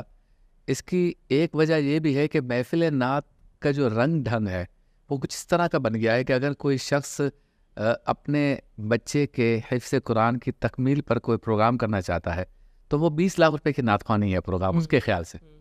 حالانکہ یہ 20 لاکھ روپے وہ کئی ایسے ثواب جاریہ کے کام میں استعمال کر سکتا ہے جو اسے قبر تک فائدہ دے گی. بالکل, میں جو ہے اس کا انکار نہیں کر رہا کہ وہ محفل نعت نہ کریں, لیکن وہ 20 لاکھ روپے, 25 لاکھ روپے, 30 لاکھ کی محفل نعت اس لیے نہیں کر رہا کہ بیٹے نے حفظ قرآن کی تکمیل کی ہے. اس میں دکھاوے کا عنصر زیادہ ہے. ایسا ہی ہے. گمان رکھتا ہوں کہ اللہ کرے گا ایسا نہ ہو, لیکن اکثر یہی دیکھا ہے ہم نے. اب جو 15-20 لاکھ روپے, 30 لاکھ روپے خرچ کر رہا ہے, اس نے پھر نعت خوانوں, خطیبوں, مقررین, قاری حضرات, دعا کروانے والا, صلاۃ و سلام والا, اور ساؤنڈ والا, اسٹیج والا, لائٹنگ والا, یہ سب بھی تو اس نے ہائر کرنا ہے. جی جی. اس تک اس کی ڈائریکٹ دسترس نہیں ہوتی. تو بیچ میں اس نے جس مافیا کی خدمات حاصل کی ہیں وہ فرزندان توحید جو ہے, وہ جو سارے کرپشن کے گھر وہاں سے شروع ہوتے ہیں. فرزندان زر. جی, فرزندان زر. وہ کیا کرتے ہیں, وہ کہتے ہیں حضرت صاحب آئیں گے وہ 70,000 لیں گے, اور قاری صاحب آئیں گے وہ 50,000 لیں گے, صلاۃ سلام پڑھنے والا 30 لے گا, نعت خواہ 1-1 لاکھ لیں گے, اور دعا کروانے والا 1.5 لاکھ روپے لے گا. اب وہ دعا کی قبولیت کی کوئی ایسی شرط ہے کہ 1.5 لاکھ روپے والا جو دعا کروانے والا ہوگا تو ہی دعا قبول ہوگی. تو یہ ایک پوری مافیا بن گئی ہے. اب اس میں کوئی مجھے کہتا ہے کہ تم جا کے اس مافیا کے میدان میں ایک نشست سجی ہوئی ہے جو تھوڑی سی اونچی ہے, اس پہ جا کے بیٹھ کر نقیب محفل بن جاؤ, تو میں وہاں ایڈجسٹ نہیں ہو سکتا. اچھا, اس کا مطلب یہ بھی نہیں ہے کہ جو ہمارے نقیب محفل ہے, جیسے آپ نے تسلیم بھائی کا یا باقی لوگوں کا نام لیا, وہ اچھی نقابت نہیں کرتے, بہت اچھی کرتے. میرے خیال میں یہ جچتے بھی ہیں. شاید میں نہیں جچتا وہاں, میرے جچنے کی اور جو جگہیں ہیں, یہ جگہ جو ہے نا اس پہ میں نہیں جچتا. اور نہ جچنے کی میں جو وجہ بتاتا ہوں وہی ہے کہ میں وہاں کمفرٹیبل. اب مسئلہ یہ ہے کہ محفل نعت سے متعلق آپ آ جائے, نقابت کو چھوڑ کر ایز اے مقرر مجھے لوگ بلاتے ہیں. جب بلاتے تھے تو پرابلم اس میں یہ آتا تھا کہ مجھے پتہ ہی نہیں تھا کہ میرے نام پر جو مجھے ہمیشہ بلانے والا ایک بندہ ہے یا آرگنائزر ہے, وہ میرے نام پر ہر محفل کے 15-20 ہزار روپے لے رہا ہے, جو مجھے نہیں پتا, نہ مجھے مل رہے ہیں, نہ میں نے تقاضا کیا ہے, نہ میری عادت ہے, آپ کو معلوم ہے. اب وہ میرے نام سے کر رہا ہے. پھر ایسا وقت آیا کہ مجھے اعلان کرنا پڑتا تھا تقریر سے پہلے کہ میں اللہ اس کے رسول کی رضا کے لیے آیا ہوں, میرے لیے سعادت ہے کہ میں آج آپ حضرات کے درمیان اس مبارک محفل میں موجود ہوں. میں نے اس کا کوئی پیسہ چارج نہیں کیا ہے, لہٰذا اگر کوئی میرے نام پہ لے رہا ہے تو آپ نہ دیں. یعنی یہ بھی کہنا پڑتا ہے. لیکن ان تمام تحفظات کے باوجود میں سمجھتا ہوں کہ محفل نعت, ذکر کے محفلیں, اللہ اس کے رسول کا ذکر, درس قرآن, درس حدیث سے محفلیں جاری رہنی چاہیے. اس کو پیوریفائی کر لیں بس. وہ یہ جو بیچ میں ایک انڈسٹری کی شکل اختیار کر لیا, اگر یہ بہتر ہو جائے تو زیادہ اچھا. اچھا, میں نے آپ سے پوچھا تھا نا کہ نقابت میں جو آج کل چیخنا چلانا بہت ہے, تو کچھ اگر آپ ٹپس دینا چاہیں کہ بھائی کس طرح اشعار کیسے یاد کریں. اصل میں نا اب پاکستان میں کسی چیز کا موڈ پہلے بنایا جاتا ہے, پھر کارروائی بعد میں ڈالی جاتی ہے. جیسے مثال کے طور پر ایک عرصے ماحول بنے گا, آپ ایک عرصے تک پتنگ بازی یا بسنت پاکستان میں تو تھی ہی نہیں. جی, لیکن پہلے پتنگ بازی کو اسپانسر کیا گیا اور لوگوں کو بتایا گیا پتنگ ایسی ہوتی ہے, مانجا ایسے ہوتا ہے, کٹا ایسے ہے, رات کو آپ شروع کریں, چھت پہ لائٹیں لگائیں, باربیکیو بھی چل رہا ہو, ناچ گانا بھی چل رہا ہو, یہ کاٹے وہ کاٹے, پورا ایک مارکیٹ کریٹ کی گئی. جب کریٹ کی گئی تو پھر بسنت ایک رواج اور ایک میلہ بن گیا, پھر اس کی ایک تاریخ مقرر ہو گئی. اب جب اس کے نقصانات شروع ہوئے تو پھر یہ چیزیں پیچھے ہٹنا شروع ہوئی. ہمارے ہاں جو نقیب یا جو بھی مقرر ہیں وہ جو چیختے ہیں, پہلے انہوں نے سوئی ہوئی پبلک کو جگانے کے لیے یہ مارکیٹ کریٹ کی کہ تم جاگو گے تب, جو تمہیں مزہ تب آئے گا جب سامنے بات کرنے والا چیخ رہا ہوگا. اب سارے کے سارے جو میرے آپ سے سننے والے ہیں وہ سامنے دریوں پر بیٹھے ہیں, کہتے ہیں مزہ ہی نہیں آ رہا, اتنے آرام سے یہ بتا رہا ہے کہ قبر میں جاؤ گے تو ایک نماز نہ پڑھنے والے کو ایک سانپ آ کر صبح سے ڈسنا شروع کرے گا, شام تک ڈسے گا. یہ کیا باتیں کر رہے ہیں بھائی؟ تو اس کو کس میں مزہ آتا ہے کہ ایک بندہ آئے, وہ صدیق کی صداقت زندہ باد, علی علی علی علی کہے, اور اس طرح سے وہ نعت خواں کو بلائے, تو وہ سارے ایک ہاتھ اوپر دوسرا ہاتھ اوپر اچھل کود ہو رہی ہے, تو اس کو اس میں یہ مارکیٹ کریٹ کی گئی.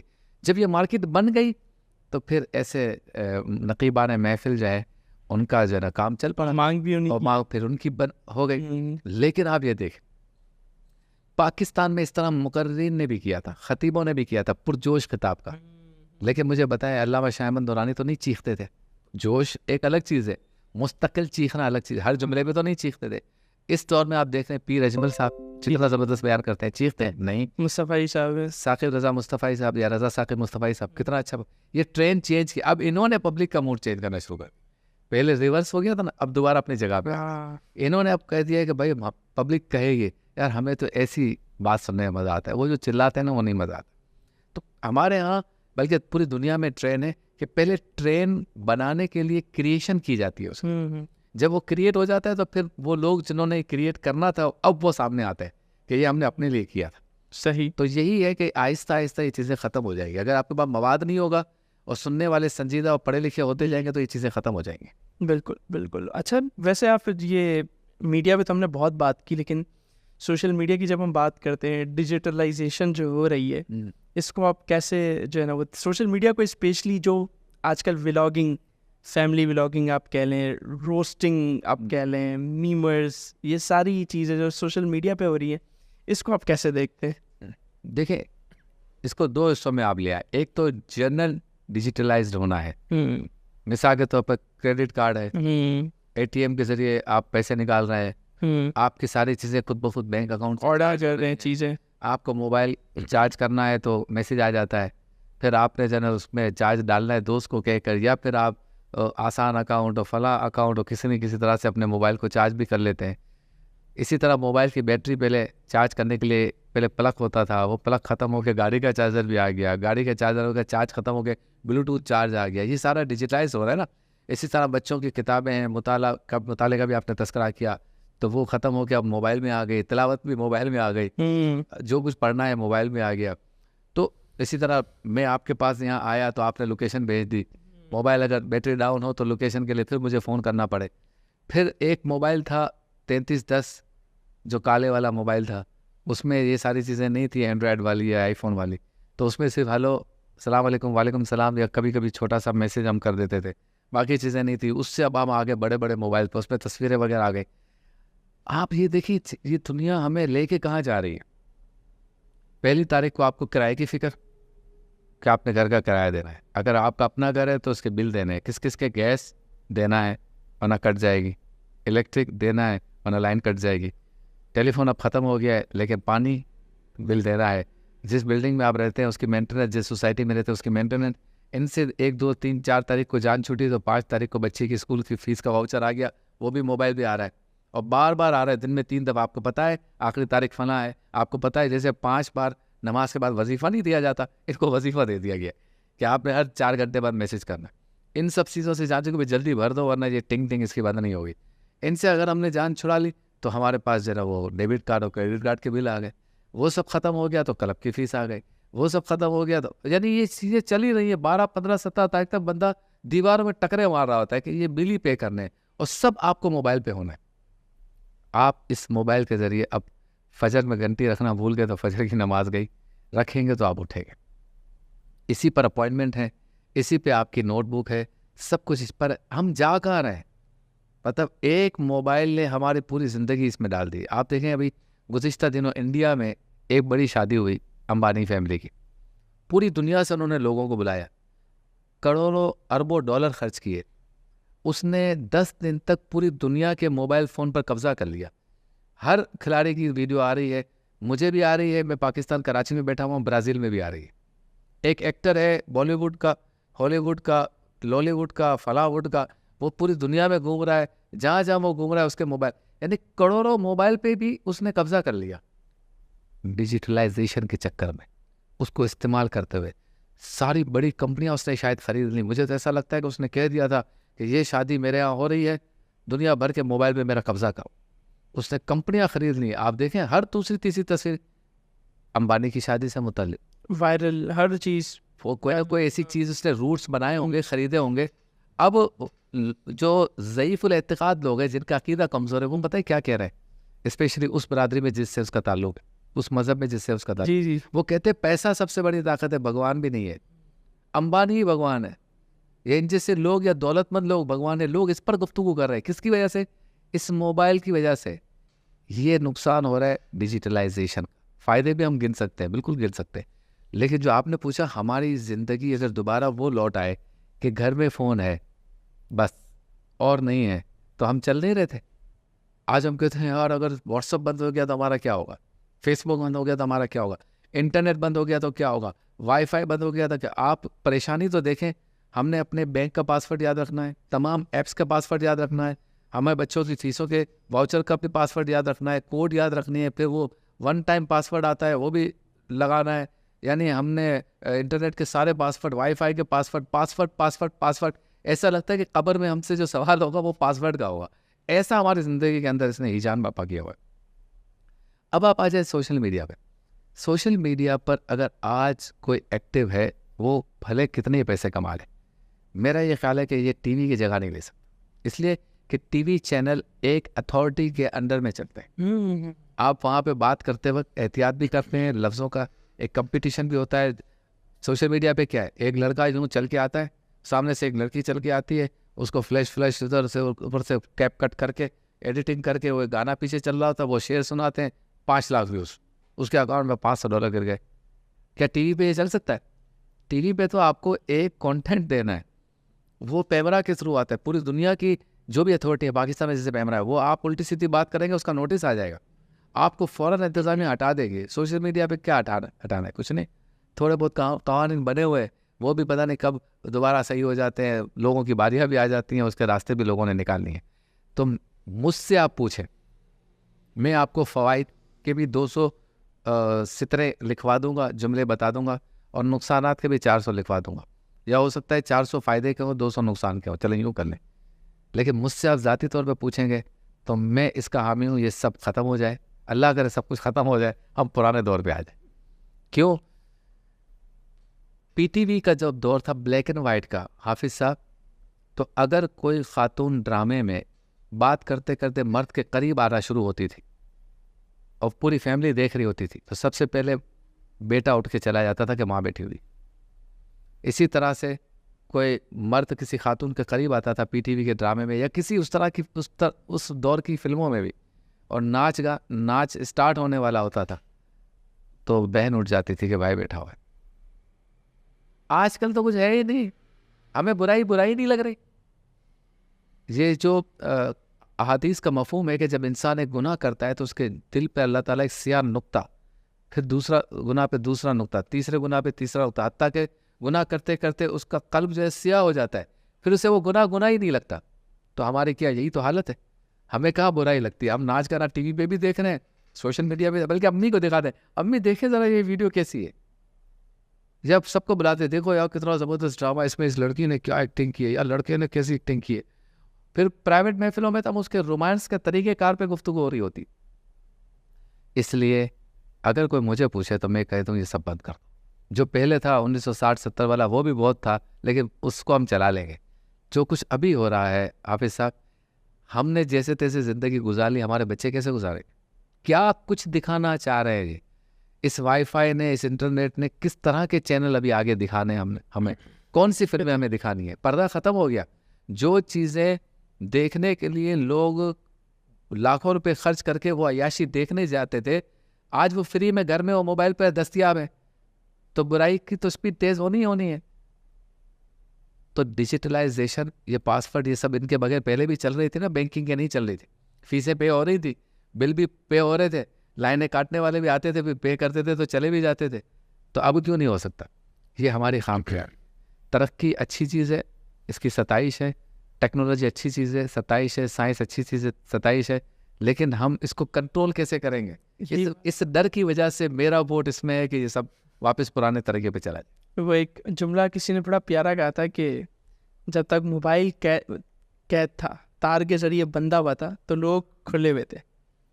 آج موبائل کھل گیا تار سے تو لوگ بند گئے موبائل سے. آپ اس سے اندازہ لگائیں، ہمارے اس پروگرام سے ہم ایک ثواب کا کام بھی کر کے جاتے. لوگ انتظار کرتے ہیں یا رسول اللہ اپنے شہر میں، اپنے دیار میں ہمیں بلا لیجیے. پیسے جمع کرتے ہیں. جب مدینہ شریف جاتے ہیں سب سے پہلے کیا کرتے ہیں؟ موبائل آن کر. جس شہر میں آنے کے بعد آپ کی توجہ سرکار دو عالم صلی اللہ علیہ وسلم کے علاوہ کسی اور کی طرف ہونی نہیں چاہیے. یہ سمجھ لیں تھوڑی دیر کے لیے، عاشق رسول یہ سمجھ لیں مومن، کہ اگر مدینے میں جا کر اس کو اپنے گھر کا کاروبار یاد آ رہا ہے تو یہ کہیں غلطی پر ہے.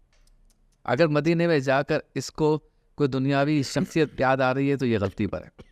اگر مدینہ شریف میں جا کر اس کو کہ کہتا ہے کہ فلاں ہوٹل کے اندر فلاں شخصیت رکی ہوئی ہے، رات کو وہاں چلیں گے، گپے بھی لگائیں گے، نیاز بھی ہوگی، تو سمجھ لیں کہیں نہ کہیں گڑبڑ ہو گئی ہے.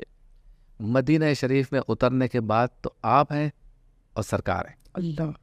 اب اس میں آپ، ہاں، دو لوگوں کو ہم اس میں اجازت دے سکتے ہیں. ایک جو گائیڈ کرتے ہیں زیارات کو، وہ اگر کوئی ویڈیو وغیرہ کا کوئی نظام ایسا بنائے، کیونکہ انہوں نے تو ہر مہینے آنا ہے، تو ان کو ہم شاید تھوڑا سپیس دے دیں گے کہ آپ چونکہ ہمیں زیارت کروائیں گے تو آپ کے لیے ٹیکنالوجی کا استعمال ضرور ہے.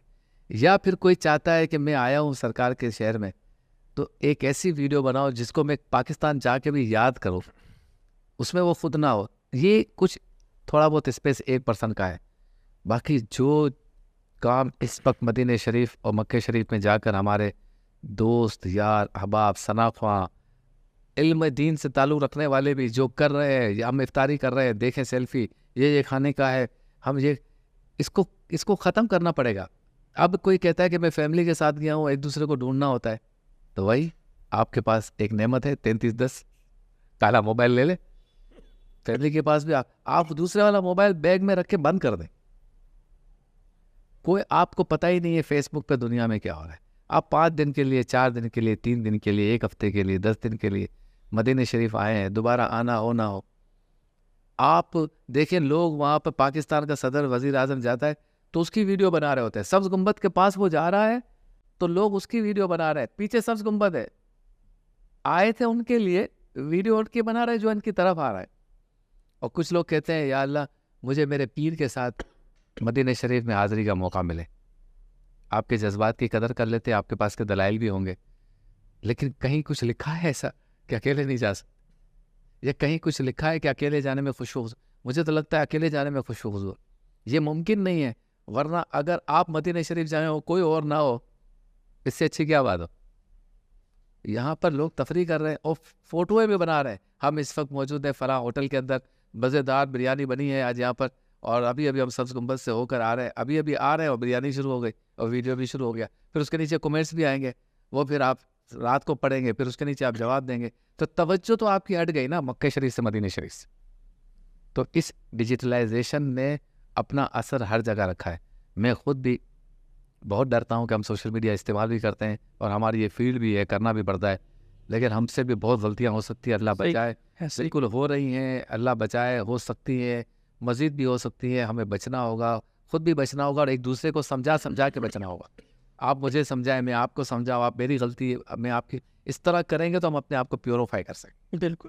اچھا، میں گفتگو کو آگے بڑھانا چاہوں گا اور نوجوانوں پہ میں بات کرنا چاہوں گا. یوتھ کے ویسے تو بہت سارے ایشوز ہیں، لیکن یہ جو بہت بڑا ایشو ہے یوتھ کا آج کے دور میں بھی وہ یہ کہ مطلب شادیاں جلدی ہمارے یہاں نہیں ہو رہی اور تعلیمی اداروں میں ہر جگہ پہ مخلوط ماحول ہے، تو اٹریکشن، تعلق، ریلیشن یہ سب قائم ہو جاتے ہیں اور بہت بندہ جو ہے وہ اس میں دور نکل جاتا ہے. اور بعض اوقات فیملی کی طرف سے پھر پریشر آتا ہے کہ یہاں نہیں کرنی، وہاں نہیں کرنی. یہ مطلب یہ بہت سارے مسائل ہیں. حرام ریلیشنز میں بھی بندہ مبتلا ہو رہا ہے اور پھر شادی کے بعد طلاقوں کا بھی ایشو ہے. مطلب یہ ان سب چیزوں کو، لو میرج کو، لو افیئرس کو، طلاق کو، ان سب کو آپ کیسے دیکھتے ہیں؟ کیا کامنٹ کرنا چاہیں گے اس پہ؟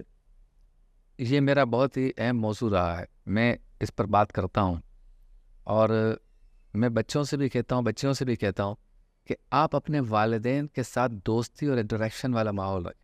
یہ تو والدین کو کرنا ہے اور والدین کو بھی کہتا ہوں کہ آپ اپنے بچوں کے ساتھ اس طرح سے رویہ رکھیں کہ وہ آپ کو دوست سمجھیں. جی جی. اب ہمارے ہاں تیسری کوئی بات نہیں ہے، 2 ہی باتیں ہیں. یا بچے کہتے ہیں ہماری پسند سے شادی کرو، یا والدین کہتے ہیں ہماری پسند سے کرو. بچے جو کہتے ہیں ہماری پسند سے کرو، وہ کہتے ہیں کہ آپ کو کیا پتا دور بدل گیا ہے، آپ کو کیا پتا میں اس کو جانتا ہوں یا جانتی ہوں، آپ کو کیا پتا کہ یہ مجھے خوش رکھے گا یا نہیں رکھے گا، مجھے پتا ہے، میں نے اس کے ساتھ رابطہ رکھا ہے، فلاں رکھا ہے. والدین کیا کہتے ہیں کہ جن کو ہم بہتر سمجھیں گے خاندانی اعتبار سے ان کو کریں گے، ہم نے کہیں زبان دی ہوئی ہے یا بچپن میں بات کی ہے، یا ہم اس خاندان کو جانتے ہیں، ہم لڑکے کو بھی جانتے ہیں یا لڑکی کو بھی جانتے ہیں. یہ ایک ڈبیٹ ہے اور یہ ساری ڈبیٹ 2 مہینے یا 3 مہینے شادی کے بعد ختم ہو جاتی، لیکن یہ جھگڑا سالہ سال رہتا اور اس میں پھر بات ہی نہیں ہو پا رہی. تو ہم یہ بات پہلے کیوں نہیں کر لیتے؟ مثال کے طور پر آپ نے کیسے ڈیل، آپ کی کیا ویسے؟ نہیں، میری ارینج میں، لیکن میں آپ کو بتاتا ہوں کہ یہ ارینج میرج یعنی لو میرج کیسے بن جاتا ہے. اچھا جی. اس کا بھی ایک لطف ہے. جی. اب معاملہ یہ ہے کہ اگر بچے کو یا بچی کو اپنا پارٹنر سمجھ میں آ گیا ہے تو وہ اگر آ کے کہہ دے کہ ایک لڑکا ہے جو میرے ساتھ پڑھتا ہے، یا ایک لڑکا ہے جس سے میرا اس طرح سے رابطہ ہو، یا ایک لڑکی ہے جس سے میرا اس طرح سے رکھا ہوا، میرے دوست کی بہن ہے فلاں، اور میں نہیں چاہتا کہ میں اس کے ساتھ ریلیشن کو اتنا آگے لے جاؤں جو آپ کے لیے بدنامی کا باعث بنے. آپ میرے والد ہیں، والدہ ہیں، خاندان ہے، تو کچھ ایسا ہو سکتا ہے کہ میری اس عرض کو آپ تسلیم کر لیں اور میری شادی منگنی جو بھی آپ پلان کر رہے ہیں وہ یہاں کر لیں. اس میں مختلف الفاظ ہو سکتے ہیں، مختلف ماحول، مختلف طریقے ہو سکتے ہیں. اسی طرح والدین ہیں، وہ کہے کہ دیکھو بیٹا ہم آپ کی شادی کرنے جا رہے ہیں، اگر آپ کی اپنی کوئی چوائس ہے تو بتا دیں، ورنہ ہم نے فلاں کو کہا ہوا ہے، وہ کوئی نہ کوئی لڑکی 2-4 دن میں سامنے لے آئیں گے. یہ لڑکی سے کہیں کہ ہم لڑکا پسند کر رہے ہیں، اگر تمہاری کوئی پسند ہے تو ابھی بتا دو بات. اچھا، اب ایک اور صورت بھی ہو سکتی ہے، بیٹا یا بیٹی شرم میں کہہ دیں گے یا حقیقت میں کہہ دیں گے نہیں ہماری کوئی مرضی یا کوئی رضامندی یا کوئی ہماری چوائس نہیں ہے، آپ جیسے بہتر سمجھیں. یا والدین کہہ دیں گے کہ ہم چاہتے ہیں کہ تم اپنی پسند سے ہی ڈھونڈ لو، یہ بھی کہہ سکتے. میں ایک اور بات کرتا ہوں، والدین کہے کہ ہم نے پسند کیا ہے تمہارے لیے تمہارا لائف پارٹنر، تم ایک نظر اسے دیکھ لو. جب دیکھنے جائیں بہنیں بہنیں ساتھ ہوں 15 منٹ ان کو بات بھی کرنے دو. جو بھی ہمارے شرعی حدود و قیود ہے. نہیں وہ اس میں تو ماتھے پہ بل پڑ جاتے نا, مسئلہ یہ آتا ہے. نہیں ہاں نا. اب مثال کے طور پر اب آپ نے کہا میری شادی, آپ ہر بات میں مجھے لے کے آتے ہیں کہ میں نے کیا کیا تھا. تو جب میں لاہور میں تھا اور میرے والد کو فون کیا علامہ نورانی نے کہ بچے کی اب شادی وادی ہونی چاہیے, ابو نے مجھے فون کیا. میں نے کہا ٹھیک ہے حضرت کہتے ہیں تو آپ ڈھونڈ لیں. تو میری تو کوئی پسند نہیں ہے, آپ خود ہی دیکھ لیں. اب انہوں نے جو بھی طریقہ کار اختیار کیا, اختیار کرنے کے بعد 2-3 رشتے تھے. میں ایک دن کے لیے کراچی آیا, ان کے گھر والوں نے مجھے دیکھا, میں نے ان کو دیکھا. اس میں سے ایک کا معاملہ قریب ہو گیا. ملاقات کا وقت طے ہوا اگلے دن کا, کیونکہ مجھے 2-3 دن بعد جانا تھا. ملاقات کا وقت طے ہوا بہن کے گھر پہ, میری بہنیں بھی ساتھ تھیں. ہلکی پھلکی بات بھی ہوئی, سوال جواب ہوئے, ایک دوسرے کو دیکھا. شرعی حدود و قیود کے اندر کوئی جس کو بےہودگی کہتے ہیں ایسی کوئی بھی چیز نہیں تھی. ساری چیزیں ہو گئیں, اوکے کیا ہم نے. اب اوکے کرنے کے بعد شرط رکھی کہ مشورہ نورانی میاں کا استخارہ وہ کریں گے. وہاں سے نکل کے حضرت صاحب کو نام دیے جو پوچھتے ہیں وہ جو ماں کے نام وغیرہ. تو یہ بتایا. 2 دن بعد انہوں نے کہا مبارک ہے آپ کر لیں. ہمارا رشتہ ہو گیا. رشتے ہونے کے بعد منگنی کچھ ٹائم پہ رہی, اور ایک ارینج میرج کا ہی سارا معاملہ ہے. لیکن وہ جو اٹریکشن جس کو ہمارے نوجوان چالا کہ میں لاہور میں تھا, یہ کراچی میں, جو اٹریکشن کا ماحول نوجوان چاہتے ہیں نا, وہ قلبی طور پر ہو گیا. کیوں؟ بزرگ شامل, اللہ کی رضا شامل, ماں باپ شامل, اور آپ نے خود دیکھ کر پسند کیا ہے. آپ نے خود ساری چیزیں اپنے آنکھوں کے سامنے دیکھ کے پسند کی. اب ہمارے یہاں جو نقصان ہو رہا ہے نا, وہ کیا ہو رہا ہے کہ بندے کو پتہ تو تک چلتا ہے جب وہ گھونگھٹ اٹھاتا ہے. تو یہ تو زیادتی ہے. یا پھر اتنا ایڈوانس ہو گیا ماحول کہ ناچ گانا اسٹارٹ ہو گیا. اسٹارٹ سے ابھی تو منگنی ہے بات پکی سے, اتنا ہو گیا کہ وہ سارا جو بھرم تھا محبت کا وہ بھی ختم. ساری بات چیت پہلے ہی ہو گئی. تو وہ جو اٹریکشن تھی نا وہ ختم ہو گئی. اعتدال کا راستہ یہی ہے کہ ماں باپ اپنے بچوں کے ساتھ دوستی رکھیں, اور بچے اپنے ماں باپ کے ساتھ دوستی رکھیں. جس دن آپ کو کسی میں اٹریکشن نظر آیا, ماں باپ سے شیئر کر لیں. اور ماں باپ جس دن فیصلہ کریں کہ ہم نے شادی کرنی ہے, اپنے بچوں سے شیئر کریں. شیئر کرنے کے بعد بیٹھ کر ایک مسئلہ حل کریں اور اس کو آگے لے جائیں. اس کا کیا فائدہ ہے؟ پہلی صورت میں اگر صرف بچوں کی رضامندی سے شادی ہوگی, شادی ناکام ہو گئی, تو ماں باپ کیا کہیں گے؟ آپ نے اپنی پسند سے کی تھی, ہمارے پاس نہیں آنا, قطن نہیں آنا, خود سنبھالو. اچھا آپ الٹا کر لیں, ماں باپ کی پسند سے کی تو بچہ کیا بولے گا؟ پوری زندگی کس کے ہاتھ میں پھنسا دیا مجھے, اس کو تو عقل ہی نہیں ہے. آپ کو پہلے ہی کہا تھا مجھے فلاں پسند تھی, یا مجھے فلاں پسند تھا, یا آپ کی وجہ سے میں نے کیا, اب یہ عذاب تو میں بھگت رہا ہوں نا, یا بھگت رہی ہوں. جب آپ مشاورت سے کریں گے تو ذمہ داری کسی پر نہیں آئے گی. تو یہی شریعت کا اصول ہے, یہی خوبصورت, بہت خوبصورت بات. اور یہ جو لڑکیاں بھاگ کے نکاح کر رہی ہیں لڑکوں کے کہنے پر, اور یہ ہمارے یہاں کورٹیں بھری ہوئی ہیں, اور یہ سمجھتے ہم نے کورٹ میرج کر لیا تو دباؤ میں گھر والے مان جائیں گے. تباہی ہے تباہی. چھپ کر بھاگ کر نکاح کرنے کا مطلب یہ لڑکے بھی زیادتی کرتے ہیں جن لڑکیوں کو یہ مشورے دیتے ہیں, اور ان کو وکیل بھی کر کے دیتے ہیں, اور 10,000 اور 15,000 روپے وکیل لیتا ہے, 10-15,000 نکاح والا لیتا ہے, جا کے کورٹ میں شادی کر لیتے ہیں. آپ کو پتہ ہے آپ کے والدین کو کتنی تکلیف ہوتی ہے اس سے, آپ کے والدین کی برادری, اور آپ کی اپنی کیا ریپو رہی. کل آپ کے بچے بڑے ہو گئے, پوچھیں گے امی آپ نے بابا سے شادی کیسے کی تھی؟ کہا تھا بھاگ کے کی تھی, یہ رکشہ چلاتے تھے, میں روزانہ اسکول جاتی تھی, اس نے مجھے کہا ایک وکیل ہے کورٹ میں شادی کرا دے گا, ہم نے ایسے شادی کی. کیا رسپیکٹ ہے آپ اچھے طریقے سے کریں. اور آپ تو جانتے ہیں ہمارے ہاں شرعی اصول بھی ہے کہ شادی میں کا چرچا کرو. وہ چرچا اسی طرح سے ہوگا جب سارے گڑے آپ نے بند کر دیا, سارے خانے پر ہو گئے. آپ تو چرچے کی آپ نے صورت ہی نہیں رکھی. تو چرچے کی صورت رکھنی ہے, اور وہ صورت تبھی ہوگی جب والدین اور بچے مل کر ایک فیصلہ کریں. بہت ویسے عمدہ بات ہے یہ کہ اسلام کی تعلیمات ہے کہ چرچا ہو اس بات کا, اور دیکھنے کی اجازت ہے. آپ شرعی حدود و قیود کے اندر ایک دوسرے کو پسند کریں. بالکل. اب ایسا نہیں ہے کہ پورے پسند کرنے کا چکر یہ لمبا ہو جائے, اس کا بھی خیال رکھنا سب. یہ ایک ہمارے یہ بھی ہوتا ہے نا کہ وہ پوری سیریز چل رہی ہوتی ہے, ناشتے کر رہے ہوتے ہیں, یہ سارا مائیں بہنیں نکلتی ہیں اور ناشتے کر کے آتی ہیں. اچھا ایک غلطی میں آپ ہم سب بھی مانتے ہیں, ہمارے گھروں میں شادی اور شادی سے متعلق رسومات پہ ہمارا کنٹرول بھی ختم ہو گیا. خواتین کا غلبہ ہے. ہم دینی مذہبی بات کریں گے بھی نا تو نہیں مانی جائے گی, لیکن ہمیں یہ بات کرنی ہے اور کرتے رہنی چاہیے, کیونکہ برکت اسی میں ہے کہ جو شرعی اعتبار سے شادی. یقین ہے. جب بہت ماشاء اللہ ایک طویل گفتگو ہماری ہو گئی ہے، میں آخری بات ڈسکس کرنا چاہوں گا آپ کی، چونکہ شخصیت کا ایک پہلو یہ بھی ہے کہ آپ بزنس کرتے ہیں، تو اس وقت پاکستان کی جو سچویشن ہے آپ کیا سمجھتے ہیں کہاں انویسٹمنٹس جو ہے وہ کرنا بہتر ہے، کس طرح بندہ اپنے آپ کو جو ہے وہ اسٹیبل کر سکتا ہے، کیا خیال ہے؟ دیکھیے ذاتی طور پہ تو کاروبار کا ایک ہی اصول ہے کہ آپ وہ کاروبار کریں جو آپ کو خود آتا.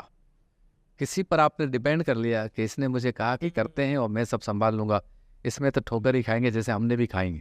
صحیح. اور دوسرا یہ کہ اگر آپ انویسٹمنٹ کی بات کرتے ہیں حکومتی سطح پر، تو میں کہ حکومت یہ فیصلہ کرے کہ ایک شعبہ کو بتا دے کہ ہم زیادہ سے زیادہ وسائل اس میں خرچ کر دیں. صحیح. تو میرا ووٹ جائے گا تعلیم پر. اچھا. اگر حکومت سڑکیں بنانے ساری چیزیں صحیح ہیں، بسیں اچھی ٹرینیں، لیکن ان سب سے اوپر میں تعلیم کرو. آپ کو پتہ ہے جرمنی، یو کے، آسٹریلیا، کینیڈا، امریکہ، ان ملکوں میں جب آپ جائیں نا تو بڑے بڑے جو تعلیمی ادارے ہیں نا، آکسفورڈ ہو گئے یا ہارورڈ ہو گئے، اس طرح کی یونیورسٹی بڑی بڑی، وہاں جب آپ جائیں گے تو باہر ایک مجسمہ ہے، اس مجسمے میں ایک بندہ بیٹھا ہوا ہے، اس کے نیچے لکھا ہوا ہے کہ یہ جو کالج ہے 5 ایکڑ پر یا 40 ایکڑ پر، یہ یونیورسٹی ہے، یہ اس نے بنائی تھی. اور نیچے لکھا ہوا ہے کہ یہ اس نے 1670 عیسوی میں بنائی تھی، کہیں لکھا ہوا 1890 میں بنائی تھی، اور آج تک. اب وہ 300 400 500 600 سال پہلے وہ تعلیمی ادارے بنا کر چلے گئے. آج ہم پاکستان میں بیٹھ کر چاہتے ہیں کہ میرا بیٹا 70 لاکھ روپے خرچ میں کرنے کے لیے تیار ہو، اس کالج میں اس کو داخلہ مل جائے. اس سے آپ اندازہ لگائیں کہ تعلیم کتنی ضروری. اور 600 سال 500 سال 300 سال پہلے ہم نے بنائی پائے کی دکانیں. کیا لکھا ہوتا پر؟ مٹھائی کی دکان کے نیچے لکھا ہوا ہے اسٹیبلش 1790، 1790 میں یہ مٹھائی کی دکان. بھائی ہمیں کیا فائدہ دے رہی ہے؟ وہ آپ جائیں مرغ چھولے کی دکان ہے، نیچے لکھا 5 بلیک اینڈ وائٹ تصویریں ہیں، کہتے ہیں سب سے پہلے آج سے 350 سال پہلے میرے پردادا کے پردادا نے کھولی تھی یہ مرغ چھولے کی دکان، اور آج میں چلا رہا ہوں. بھائی اس مرغ چھولے سے تیرے پردادا کے زمانے سے لے کے آج تک اس قوم و ملت کو کیا فائدہ ہوا؟ دوسروں نے 400 سال پہلے تعلیمی ادارے بنائے، ہم نے کھانے پینے کی چیزیں بنائی. میں کھانے پینے کی ہوٹلز جن کی ہیں ان پہ تنقید نہیں کر رہا ہوں، ایک سوچ پہ. آپ کے پاس تو ہم بھی چھولے اور پائے کھانے آئیں گے، ایسا مسئلہ نہیں ہے. مسئلہ یہ ہے کہ کیا لسی اور کی دکان اگر 400 سال پہلے قائم کی گئی ہے، یہ 27 تحسین اور ایوارڈ کی بات ہے، یا 400 سال سے ایک تعلیمی ادارے نے لاکھوں لوگوں کو ڈاکٹر، انجینئر اور وکیل بنایا، وہ یہ 27 کی بات. ہمارے ہاں تعلیمی اداروں کے اندر گدھے بندھے ہوئے ہیں، بکرے لانے والی ہوتی ہے تو قربانی کے جانور بندھے ہوتے ہیں، شادی بیاہ کے منڈپ سجے ہوئے ہیں، میوزیکل نائٹس ہو رہی ہیں، ناچ گانے کے پروگرام ہو رہے ہیں، شادی کے فنکشن کے لیے کرائے پہ اسکول دی جا رہی ہے، چرسیوں کا اڈا ہے. آپ اندازہ لگائیں کہ دیگر ممالک نے جنہوں نے ترقی کی، ہم ان کے محتاج ہو گئے. کیوں؟ کہ یہ کام ہم بھی کر سکتے تھے، ہم نے نہیں کیا. اب بھی کچھ نہیں بگڑا. پاکستانی قوم وہ قوم ہے کہ جو اگر کسی کام کے کرنے پہ آ جائے تو مجھے اپنی قوم، ملت اور اسٹیٹ پر، ریاست پہ فخر ہے. کرنے پہ آ جائے تو سب کچھ کر سکتی ہے. آج بھی حکومتی سطح پر سب سے زیادہ انویسٹمنٹ اور توجہ اگر تعلیم پہ دی جائے، 10 سال بعد پاکستان کا نقشہ چینج ہو جائے. بالکل ایسے ہم بجٹ چھوڑ دیں، ہمارا حصہ یہ ڈال دیں. جس اسکول کو لانچ کیا گیا ہے وہ اسکول کے کام میں آئے، جس کو کالج بنانا تھا وہ پلاٹ کالج کے کام آئے، جس کو مدرسہ بننا تھا، جس کو دارالعلوم بننا تھا، ہر طرح کی تعلیم کی میں بات کر رہا ہوں. اتنا کر دیں کوئی آدمی بھی جو ہے وہ بغیر علم کے نہ رہے. آپ پھر انہی کو آپ کہیں کہ بھائی یہ روڈ بنانا ہے، وہ کہیں گے دوسرے 10 دن میں بناتے ہیں، میں 2 دن میں بنا دوں گا. کیوں؟ اس نے وہ علم حاصل کیا ہوگا، وہ انجینئر بنا ہوگا. آپ جو بیماریاں پھیلتی ہیں آپ کو فکر ہی نہیں ہوگی، آپ کے پاس ڈاکٹرز اتنے ہوں گے. اور پاکستان میں یہ بالکل غلط بات ہے کہ پاکستان کی پبلک پڑھنا نہیں چاہتی. اس کراچی شہر میں اگر آپ کے گھر میں کوئی ڈاکٹر بننا چاہتا ہے تو اس کو ایک ایگزام پاس کرنا ہوتا ہے، اس کے بعد اس کو میڈیکل کالج میں داخلہ ملتا ہے. آپ کو پتہ ہے کراچی کے اندر میڈیکل کے اس ایگزام میں کتنے بچے بچیاں ایگزام دیتے ہیں؟ 17,000 سے زائد. اور 10,000 اندرون سندھ کے 25-27,000 بچے بچیاں ایگزام دینے آتے ہیں گراؤنڈ کے اندر کہ ہمیں ڈاکٹر بننا ہے، ہمیں داخلہ دو. اور ان 25,000 لوگوں کے والدین باہر بیٹھے ہوتے ہیں، تسبیح اور دعا کر رہے ہوتے ہیں کہ اللہ میری بیٹی یا میرا بیٹا پاس ہو جائے. اور ہمارے پاس نشستیں کتنی ہیں؟ 4,000. 21,000 یہاں سے فارغ گھر جائیں گے، یا تو پرائیویٹ میں پڑھیں گے یا باہر جائیں گے. 25,000 لوگ ڈاکٹر بننا چاہتے ہیں ہر سال. ہمارے پاس وسائل ہی نہیں ہے. ہم کہتے ہیں اس ملک میں کسی کو پڑھائی کا شوق ہی نہیں ہے، تعلیم ہی نہیں. تعلیم ہے نا آپ دو. آپ بتائیں پرائیویٹ تعلیمی ادارے بھی چل رہے ہیں، بھاری فیسیں لے رہے ہیں لوگ جا رہے ہیں، بڑے فل ہیں، نہیں ہے اس میں بھی سیٹیں اتنے زیادہ. ہاں بالکل. آپ حکومتی سطح پر تعلیم میں انویسٹ کریں، اس میں روزگار بھی ملے گا آپ کو. ٹیچرز کا بھی روزگار، صفائی کرنے والے، چوکیدار، چپراسی، گارڈ، ہر قسم، کتابیں والے، چھپائی والے، بائنڈنگ والے، بستے والے، بیگ کھانے پینے والے، کینٹین، ہر پیٹرول، مطلب اور ٹرانسپورٹیشن. تعلیم کو آپ تھوڑی دیر کے لیے مشن اور انڈسٹری دونوں سمجھ کے چلائیں. آپ بہت. اب ہمارے یہاں کیا ہو رہا ہے، جب لوگوں نے دیکھا نا، بعض لوگوں نے کہ بھائی تعلیم والیم کا یہ تو حکومت توجہ نہیں دے رہی، حکومت کے پاس اتنے اسکول کالج اور یونیورسٹیاں نہیں ہیں، انہوں نے پھر اپنے ذاتی مقصد کے لیے تعلیم انڈسٹری بنا لی. اس سے نقصان. ایک چیز پہ انویسٹمنٹ کرنی ہے تو تعلیم پہ کریں. پرسنلی آپ جہاں پہ بھی انویسٹمنٹ کرنا چاہتے ہیں کریں، ڈیپینڈ اپنے اوپر رکھیں، کسی اور پر نہ. بہت شکریہ، بہت شکریہ. اسی کے ساتھ ناظرین ہم اجازت چاہیں گے، اور ایک بہت طویل جو ہے وہ ڈسکشن، اور پنجاب سے آنے کے بعد آپ ہماری پوڈ کاسٹ دیکھتے رہے ہوں گے. اس کے بعد یہ ہماری آج پہلی ریکارڈنگ تھی. ابھی بہت ساری ویسے پینڈنگ میں پوڈ کاسٹ ہیں، انشاءاللہ یہ بھی جلد ریلیز کرنے کی کوشش کریں گے، اور انشاءاللہ پھر ملاقات آپ سے ہوگی ضرور. ایک بار پھر سر آپ کے بہت زیادہ شکر گزار ہے، آپ نے بہت وقت دیا آپ نے. اب تک کی جو ہماری طویل ترین پوڈ کاسٹ ہیں ان میں سے یہ ایک ہو گئی. بہت شکریہ. تو انشاءاللہ پھر آپ سے ملاقات ہوگی. اجازت دیجیے. السلام علیکم ورحمۃ اللہ. وعلیکم السلام. خوش.